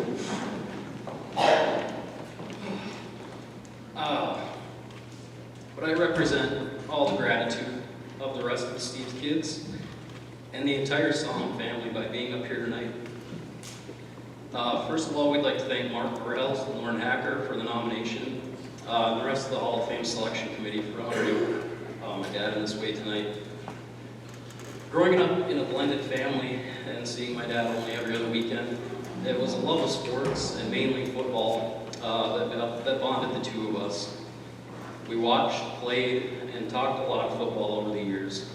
I knew of his time as a wrestler, but not much at all of his baseball career until we started going through things to find mementos for the table tonight. And I felt kind of bad about that until I talked to my grandma, and she couldn't remember that he played baseball either, so. I followed in his footsteps on the football field, not entirely intentionally, playing center as well for my football team in high school up in Moorhead. My brother Ian also played a few games at the position during his high school days at Central Cats. We Saums, I can step to the side of the podium and you can see we're built like offensive linemen. There's a few of us in the crowd tonight that if you wanted to line us up, I could continue to prove my point. We're built like offensive linemen, and it's something that we have to come by fairly honestly. We always said that the center was the most important position on the football field, but an all too often overlooked and uncelebrated player. I just met Mark tonight for the first time, and hearing that you were a quarterback, I guess I can apologize to you directly, but apologize to you and any other quarterbacks in the room. But you don't get to touch the ball until we decide. You're just going to have to deal with that. Those of you who knew my dad well, I think you would agree that the term underdog and his role as an offensive lineman on the football field fit his personality incredibly well. He was proud of his athletic accomplishments here in Canby, but it's not something he would ever boast about. He was content to do his job and do it well, but was never concerned about the recognition he would receive. In that way, he likely would have hated this tonight. He wouldn't want to be here accepting this award. He'd probably be sitting back there on the bleachers and still having me give this speech. He was much more content to cheer on a friend or a classmate than to have the spotlight on himself. His life after leaving Canby is one that was filled with many challenges, some of them inflicted as a result of the disease that he faced every single day. These challenges at times have caused painful memories for us and his family, and I think I speak for all of the Saums when I say that we are extremely glad to have tonight and this award as a very positive reminder and memory of my dad. Thank you all for that.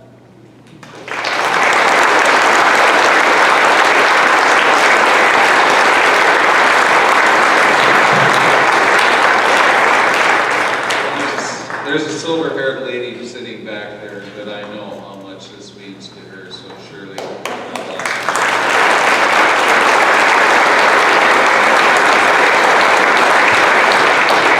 Okay, I forgot something because somebody forgot to put it in the program, but we have a response from the cheerleaders from the 88 team, and I think, Wendy, you drew the short straw.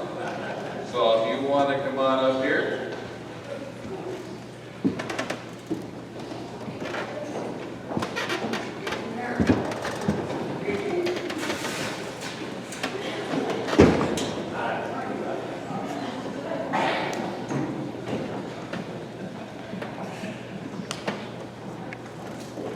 Here, I thought you guys were afraid to give a cheerleader a microphone. You can't hear me?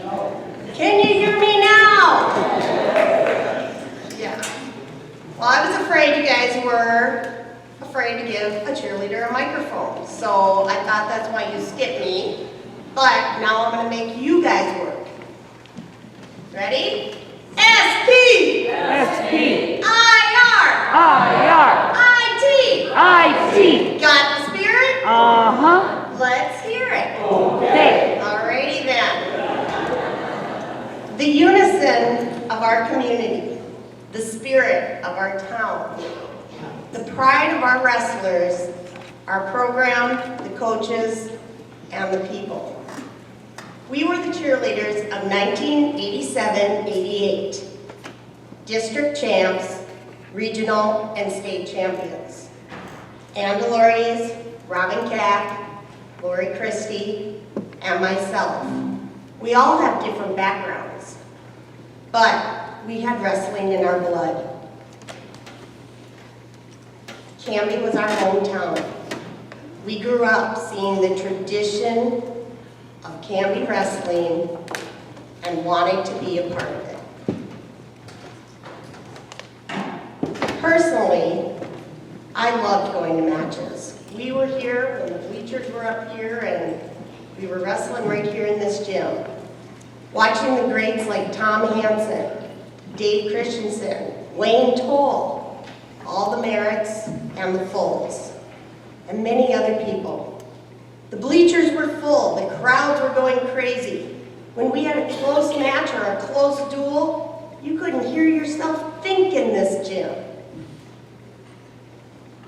It was exhilarating.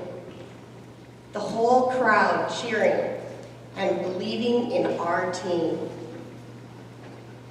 Then on the personal note, in the 1980s, the recession came. We had an ag crisis. Our family didn't go to hardly as many matches as we used to. My sister was whining to Mom and Dad about not being able to go to an away match. Dad looked up and said, "If you want to go to an away match, figure out how to be part of the team." Yeah, we all knew Dad wanted us to wrestle, but that wasn't really going to happen. Well, again, Tracy was sitting there and she's like, "Well, I can't be a manager. Carrie Cack already does such a great job." Stats.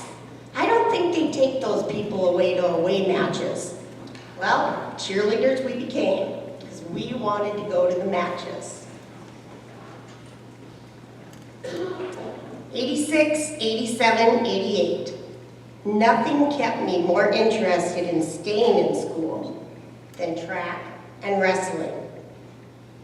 Going back to our special group of 4, nothing thrilled us more than pulling the fans together, being loud, and supporting our team.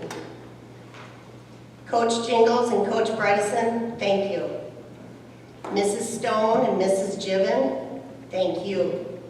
To all of our wrestlers, thank you. But most of all, to our city of Canby, we were honored to be your cheerleaders.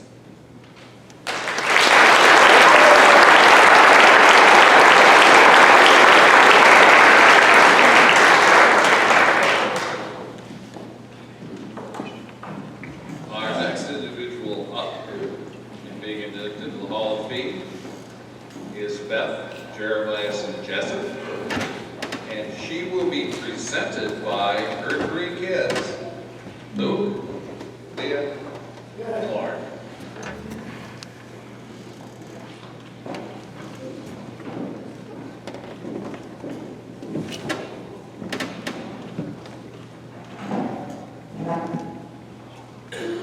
First of all, we want to say congratulations, Mom. We thought that we'd start off this speech by listing some of your many accomplishments, like how you were a two-time state entrant in track, or how you sent 6 cross-country teams to the state tournament. However, there are too many accomplishments to list, and you should be very proud of that. Instead, we want to mention some of the other accomplishments that not many people here know about. My mom could braid at least 10 girls' hair before every single track meet or cross-country. At one state tournament, 17 of her runners fit into one single porta potty. Or that she played volleyball until her sophomore year, which she had to quit because of a joint injury, which led her to running. However, she still had numerous ankle injuries, and during one run out to Del Clark, Chris Nemitz carried her all the way back to town. But one accomplishment that not many people can say they did, our mom coached each one of us on a state cross-country team. Looking back, there are so many good memories, but there are also hard ones we shared too. But despite it all, we would not change any of them for the world. Our mom taught us one of the greatest lessons in life, that no matter what happens, running will always be with you. Our mom has had a lifelong love for running. Although she has some amazing accomplishments from high school, I think her favorite years with the sport came later. Some of my earliest memories include riding my bike alongside her in gravel roads on our farm. I can't remember much from those trips, but I'm certain that I was probably complaining about having to ride my bike while my 2 sisters got to ride in our Burley stroller. The summer between my 4th and 5th grade years, I remember having the opportunity to go on a trip with my parents to Duluth, Minnesota to watch my mom run Grandma's Marathon. Over several months before, Leah and I had rode our bikes alongside our mom with Lauren in the stroller. Our dad had trained with her, and of course, I don't know anyone that has put in more miles with our mom than our old German Shepherd Ralph, who would never miss a run with her. This trip was the first time I really experienced any excitement over running. The whole city of Duluth was buzzing. After the race started, my dad and I had planned out all of the stops we were going to make to see her along the route. Every few miles, we would stop, see her coming, and cheer her on. The Grandma's Marathon course is known for being a beautiful course, but it has one killer hill in the last few miles. We had been on schedule all day, and we were waiting at the hill to cheer her on. We waited and watched as several of the other people we knew worked their way up the hill, but my mom wasn't there. My dad was worried and thought maybe we should go back to some of the aid stations to see if we could find her. Then my dad's phone rang. My mom was calling him to tell him that she was at the finish line and she'd already beat her. Anyone who's been coached by her mom knows that she expects nothing left on the course, and that the kick at the end is one of the most important parts of the race. She definitely kicked it in those last few miles of that race, beating her goal time and all of her training partners. As much as I know my mom loved racing, I believe that one of our mom's greatest passions in life has been her love for coaching. Which is funny because I remember not having a track coach in 8th grade and asking my mom if she would come help, and she was pretty reluctant to agree. What I didn't realize is I was asking for a much more intense track season. As I talk about my mom's coaching career, I would be foolish not to acknowledge one of the greatest supporters of her and the cross-country and track programs here in Canby. I don't think anyone has a higher attendance record at cross-country and track meets, or more photos on their camera, or more time spent preparing the Canby golf course for a meet than my dad. Today is a day to celebrate our mom's success as an athlete and a coach, but I also want to give a huge thank you to our dad for his dedication to the sport and the Canby cross-country and track programs.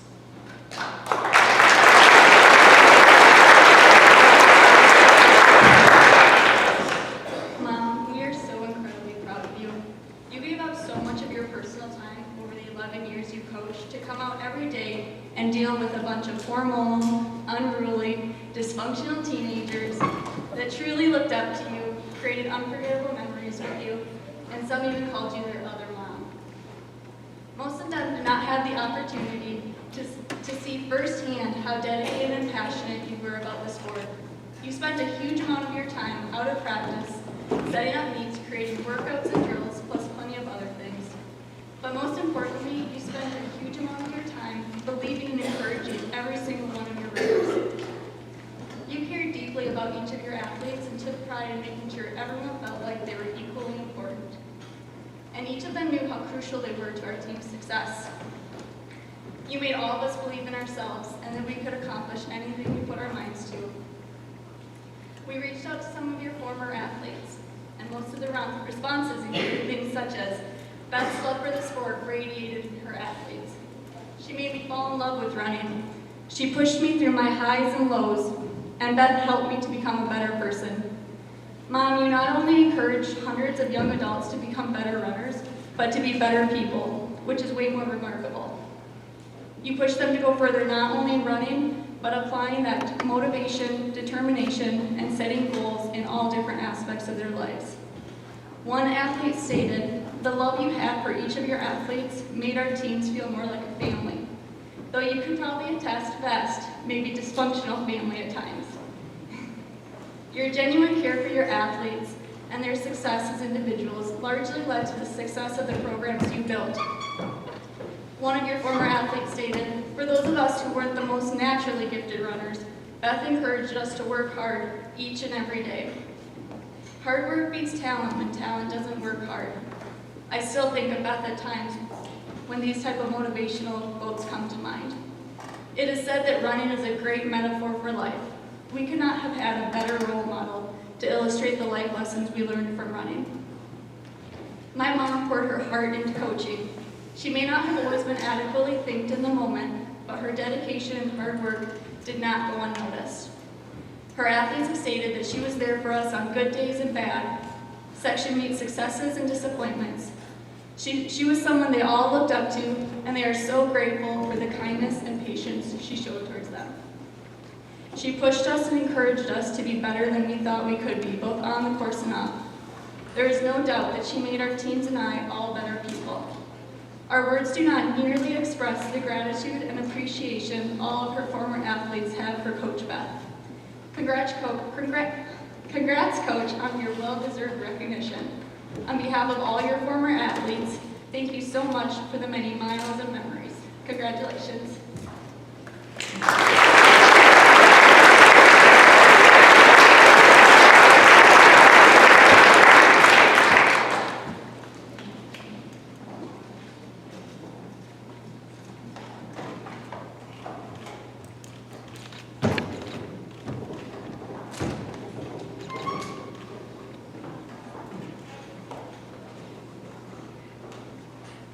Thank you, kids. That was a wonderful job.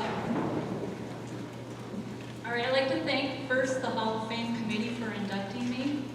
Special thanks to Jerry Jingles for nominating me. Yeah, I'm one of those weird runner people that some people, they just don't understand. I've always loved running. And I think my passion for running grew even more when I got to coach other people to be runners. Of course, my coach, Bill Bredesen, he was the inspiration that started my love for running.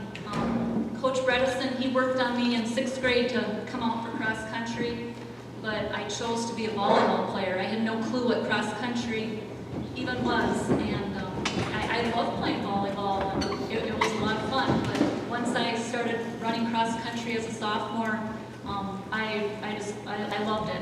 Even though I think my senior year I only ran 2 meets. I ran the first one and the last one, because my ankles were sprained all the time. But it was still something I really, really loved. And I hear from so many parents and athletes, they always say, I wish I would have known about this sport sooner, because it's kind of you have the volleyball and football and some of those more popular, glamorous sports, and cross country was always something that was kind of overlooked. I did join the track team as a 7th grader.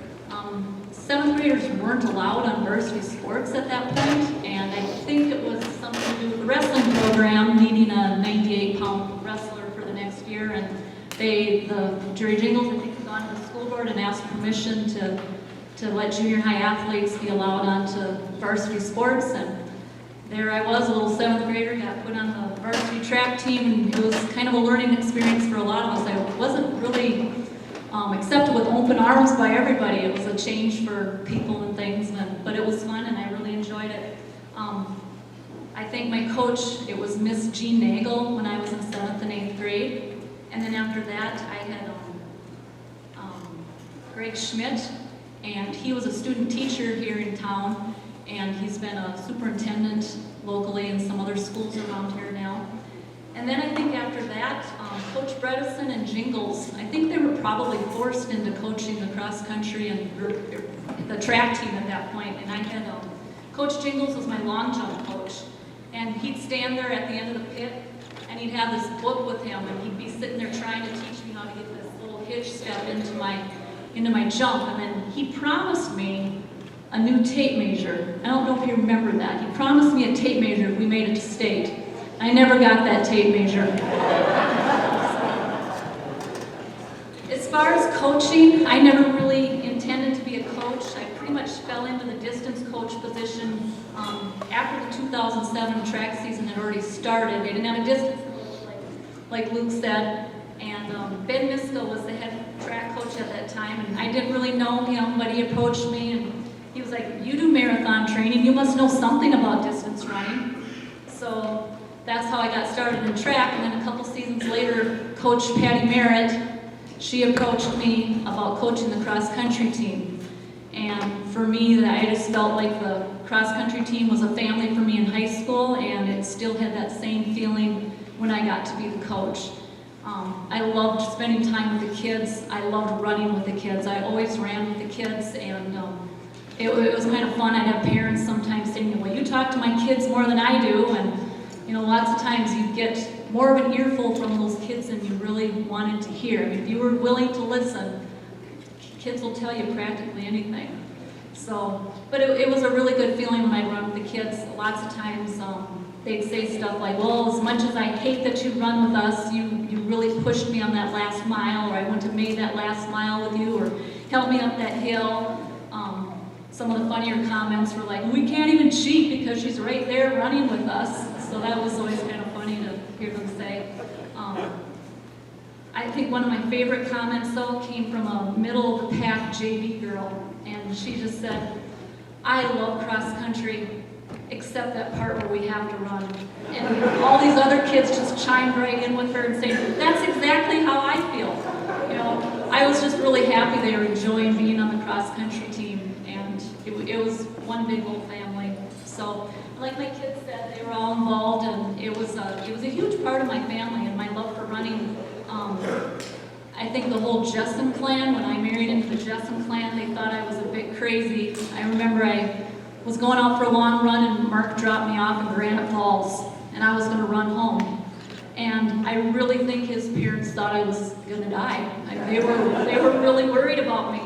And my family, they were used to road races and running and all this stuff. And so I finished Grandma's Marathon. I got home and I had this big bouquet and a gift certificate for a pedicure that was from the Jessen clan, but it was just fun for them to learn about running too. And by the time my kids all started running, they were pretty much accustomed to the running world at that point. My brother Jeff is here tonight, and he's way in the back over there. And I would say he was one of my biggest inspirations. We're just a year apart, and he was the one that built that competitive edge in me. I had to be his wrestling partner. Yeah, I was the only girl on his baseball team. If he could run a marathon, I could run a marathon. We just always kind of went back and forth like that. We were always really good friends, and so I was happy he could be with me here tonight. My parents, too, they were a big influence and a big help. We had this meet going in Canby for a while. It was called the Canby Late Night Meet, and it ended after I finished coaching, but my parents, they spent hours setting up those meets and helping with, we had hundreds of lights that filled up the golf course and construction lights and things, and my dad was out there. He painted, I think every single meet we did have in Canby, he was helping to paint the course and stuff, and he also made sure the course was free of any holes, branches, and he wanted it safe for all the kids, and it was really nice of him to spend all that time on the golf course. And my mom, she had to do the concession stand, and she took total charge of that, getting groceries and cleaning it all up. And like my kids mentioned, my husband Mark, he was right there helping my dad get everything set up, and he always had a crew of cross-country dads helping with the lights, and they'd have the lights go up and everything would light up all at the right time. And by the time the meet started and things, all I had to do was worry about my athletes. I knew my family had everything under control. It was fun, it was a lot of stress, it was good family bonding. The kids too, they were expected to help at the meets. Luke graduated and he came back, and Delon wasn't there, Milo wasn't there. Luke would do the announcing, Andy'd be the starter. Plus he did, cross-country meets became electronic during my era of coaching, and he would set up all the timing and have all the other coaches send in all their athletes and stuff, and he had all that ready to go. And he was probably about the best timer in the area. He had it all ready to go, and by the time the race was done, you had your results right away. Leah, she had help at the meets too. She'd been a front runner and knew what it took to drive the lead cart, so she often drove the lead cart at several of the home meets that we had. That was her job. And then I have Lauren. She was my defiant cross-country runner. She should have been a volleyball player, but the older two had all gone off for cross-country, so she thought, well, she better go off for cross-country too.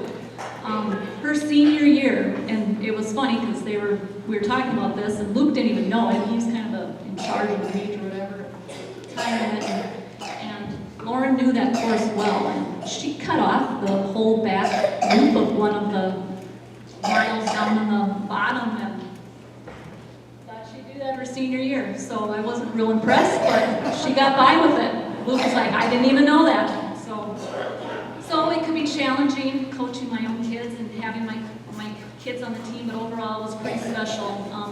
Leah was a little 7th grader, Morgan Merritt sitting there too. She was a little 7th grader running on the 2008 state team. And Leah was a 6-time individual state entrant. It was really fun to coach her in those years.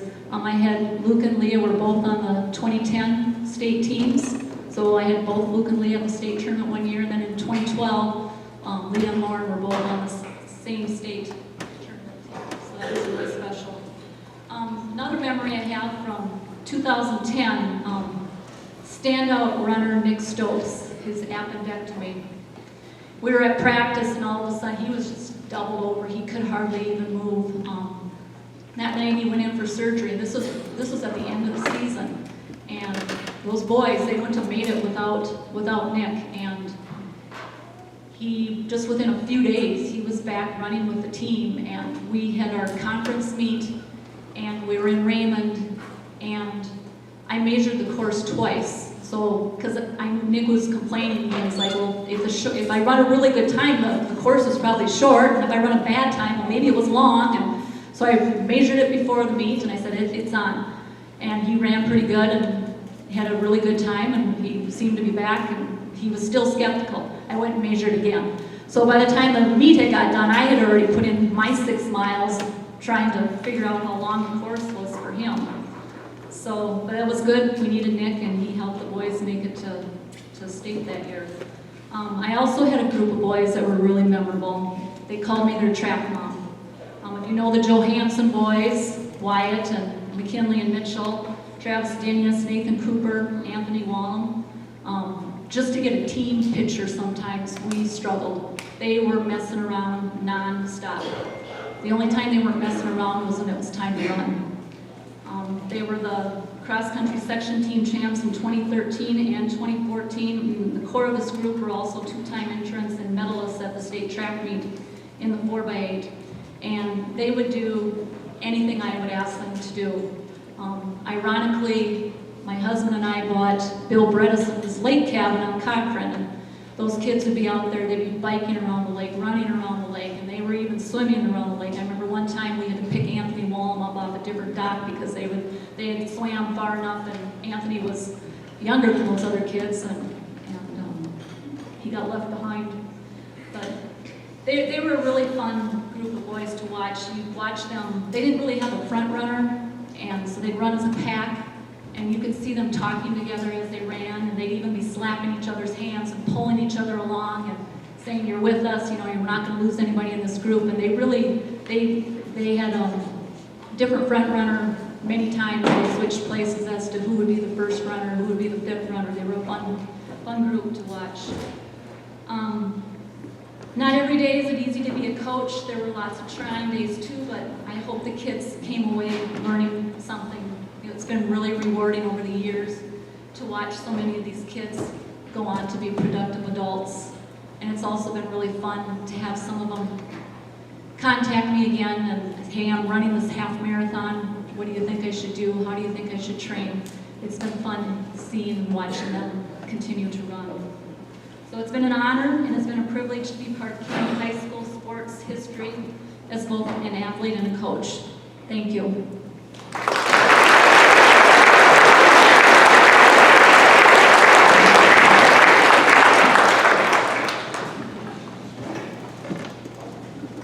Our next inductee, Mr. Blaine Merritt, is the presenter,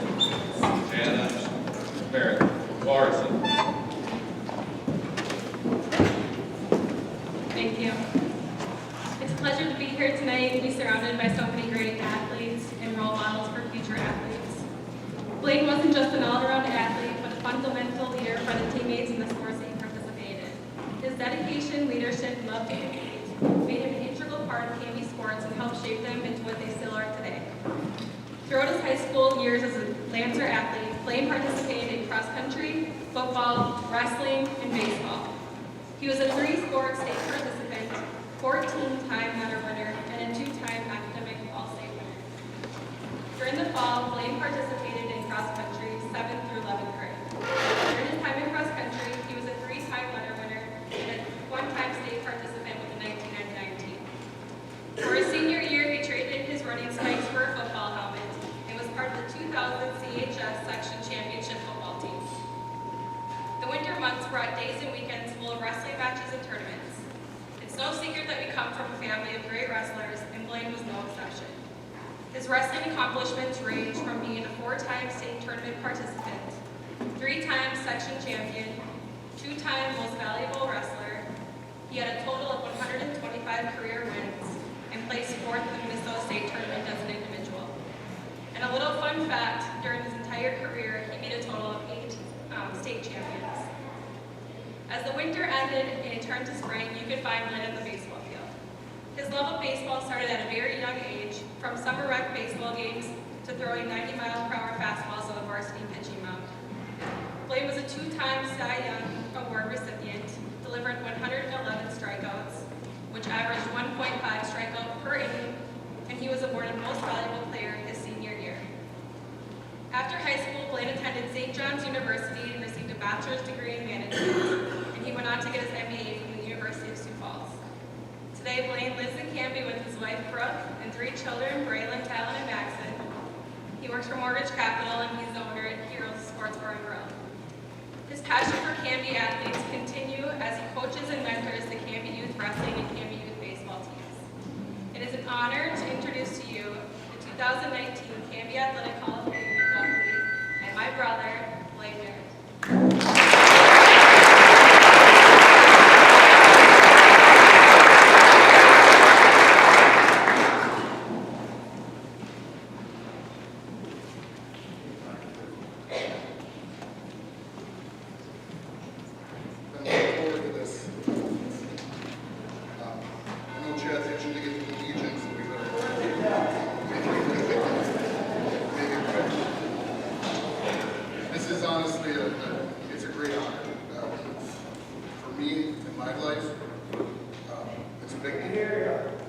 For me, it's a big deal. I always looked at my career through a lens of disappointment. I didn't want to do it this way. Honestly, when I got the call, I kind of questioned why. Why me? Why am I being inducted? Being a Merritt, I kind of looked through a lens, we're kind of negative people. So I didn't look at the accomplishments that I had, and this experience has allowed me to do that. In my mind, I go back to my senior year. Janet said I placed fourth in the state as a junior. In my senior year, I was supposed to be a state champion.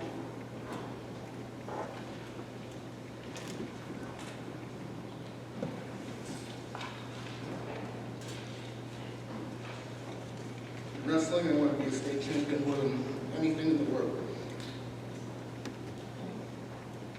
I was so close. I lost in overtime to the eventual state champion. I beat the state runner-up in the section tournament. I beat the state champion at the weight ahead of me, the weight above me, twice during the year.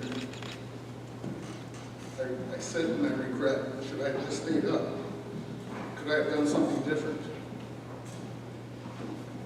And it's something that I've dealt with every day.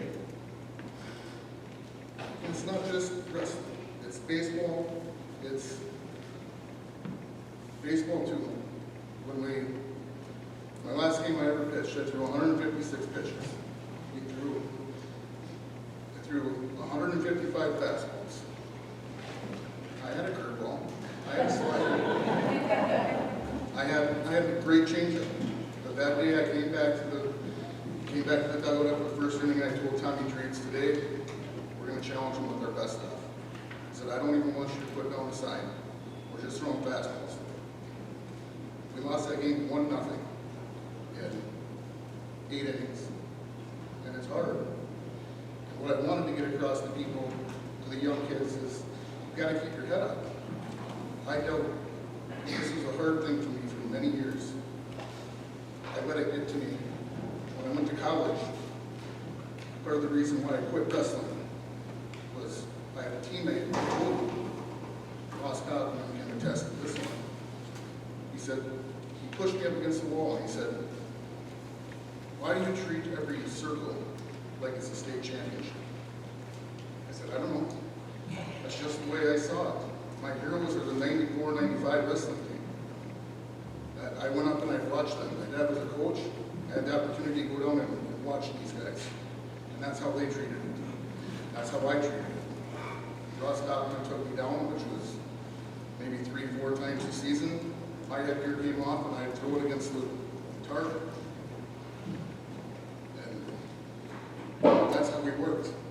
That's how we did stuff in Canby.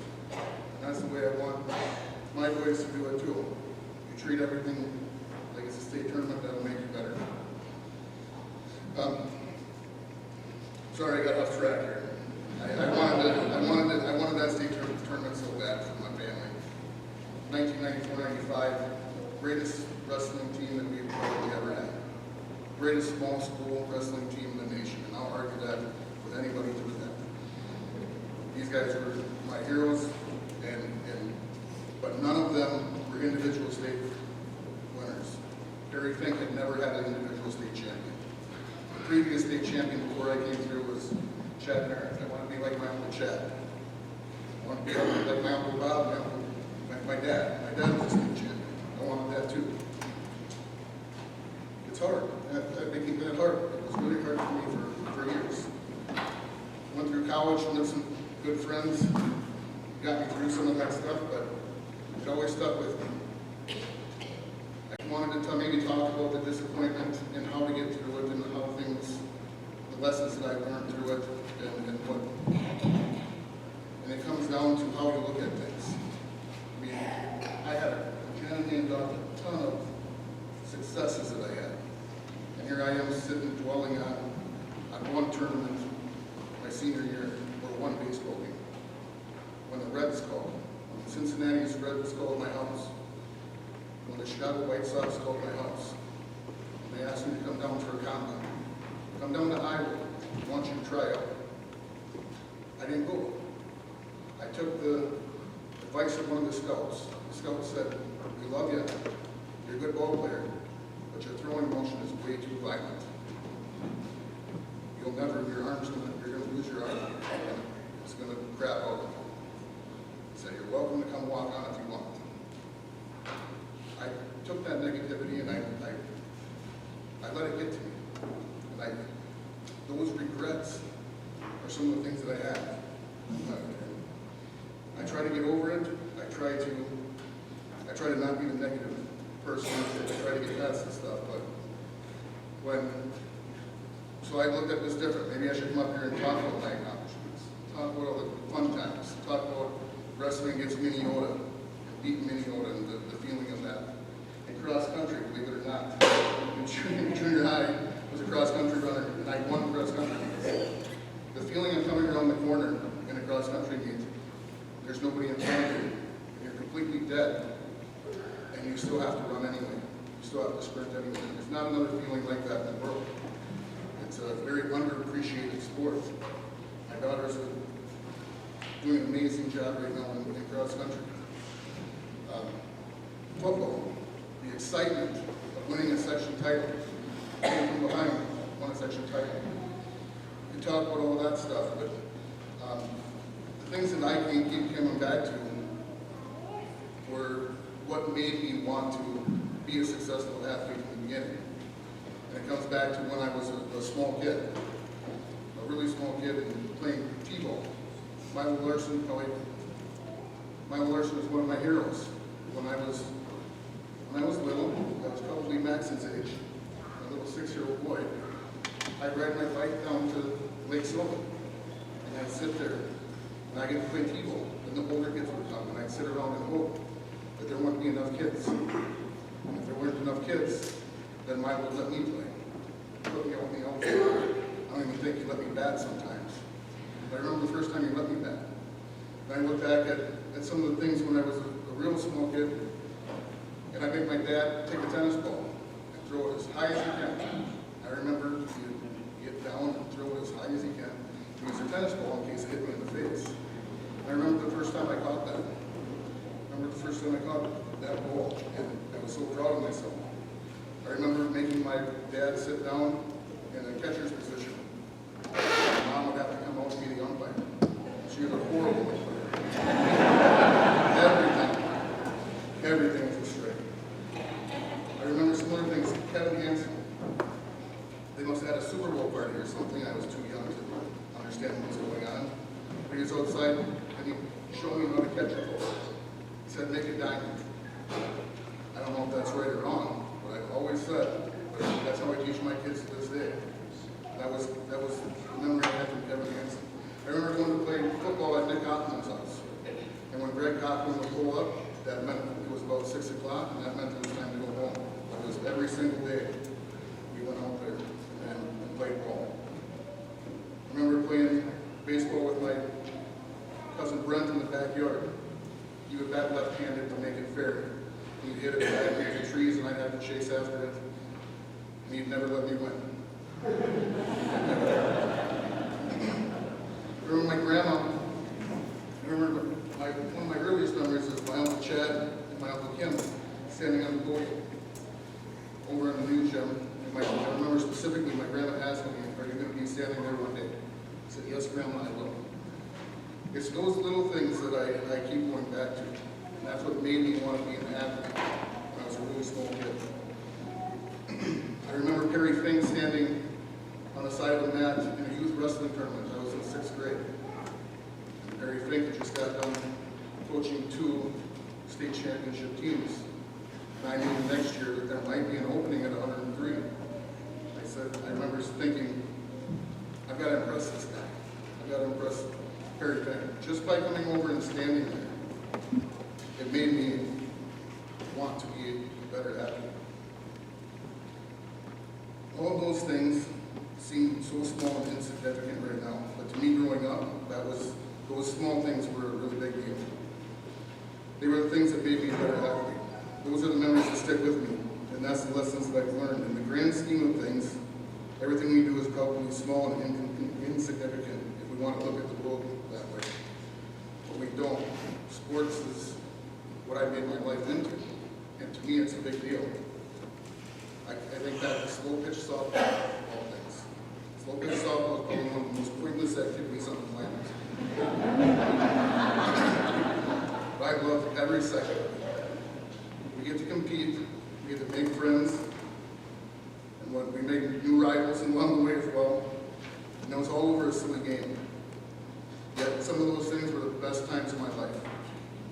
It was at a slow pitch softball tournament where the inevitable debate about high school wrestling came up, one of the countless that we've had over the years. I was not even in an argument on this particular occasion. My dad turned to me and said, I don't even care what anybody says. Blaine, you're the state champion in my book. He probably doesn't remember saying that, but to me, that was life-changing. It helped me get past everything. I might not have reached those goals that I set out, but it didn't change the way my family and friends thought about me or how they cared about me. This is a great honor. It truly does mean the world to me. But the real satisfaction is knowing that it doesn't really change anything. I already have everything that I could ever need. I love sports. I love the opportunities and experiences it's provided. I love going to watch wrestling. Following Tad around the country was some of the most fun I've ever had. Following Braylon around the area is something I look forward to every week. Watching talent on Maxim grow and compete is simply awesome. Watching the excitement of our wrestlers when they beat Minnesota last year. Or even watching the homecoming win last night. That's what brings me true joy. I love when other people are able to experience some of the same things that I was able to experience. And find out why we compete in sports. That meant a lot to me. And I'm going to try it out now too. Tad, you're a two-time national champion in my book. Janet Quinn, Morgan Taya, you're the best sisters in the world in my book. Mom and Dad, you're the best parents anyone could ever ask for in my book. Brooke, you're probably the best overall person on the planet in my book. And Candy is the best place in the world in my book.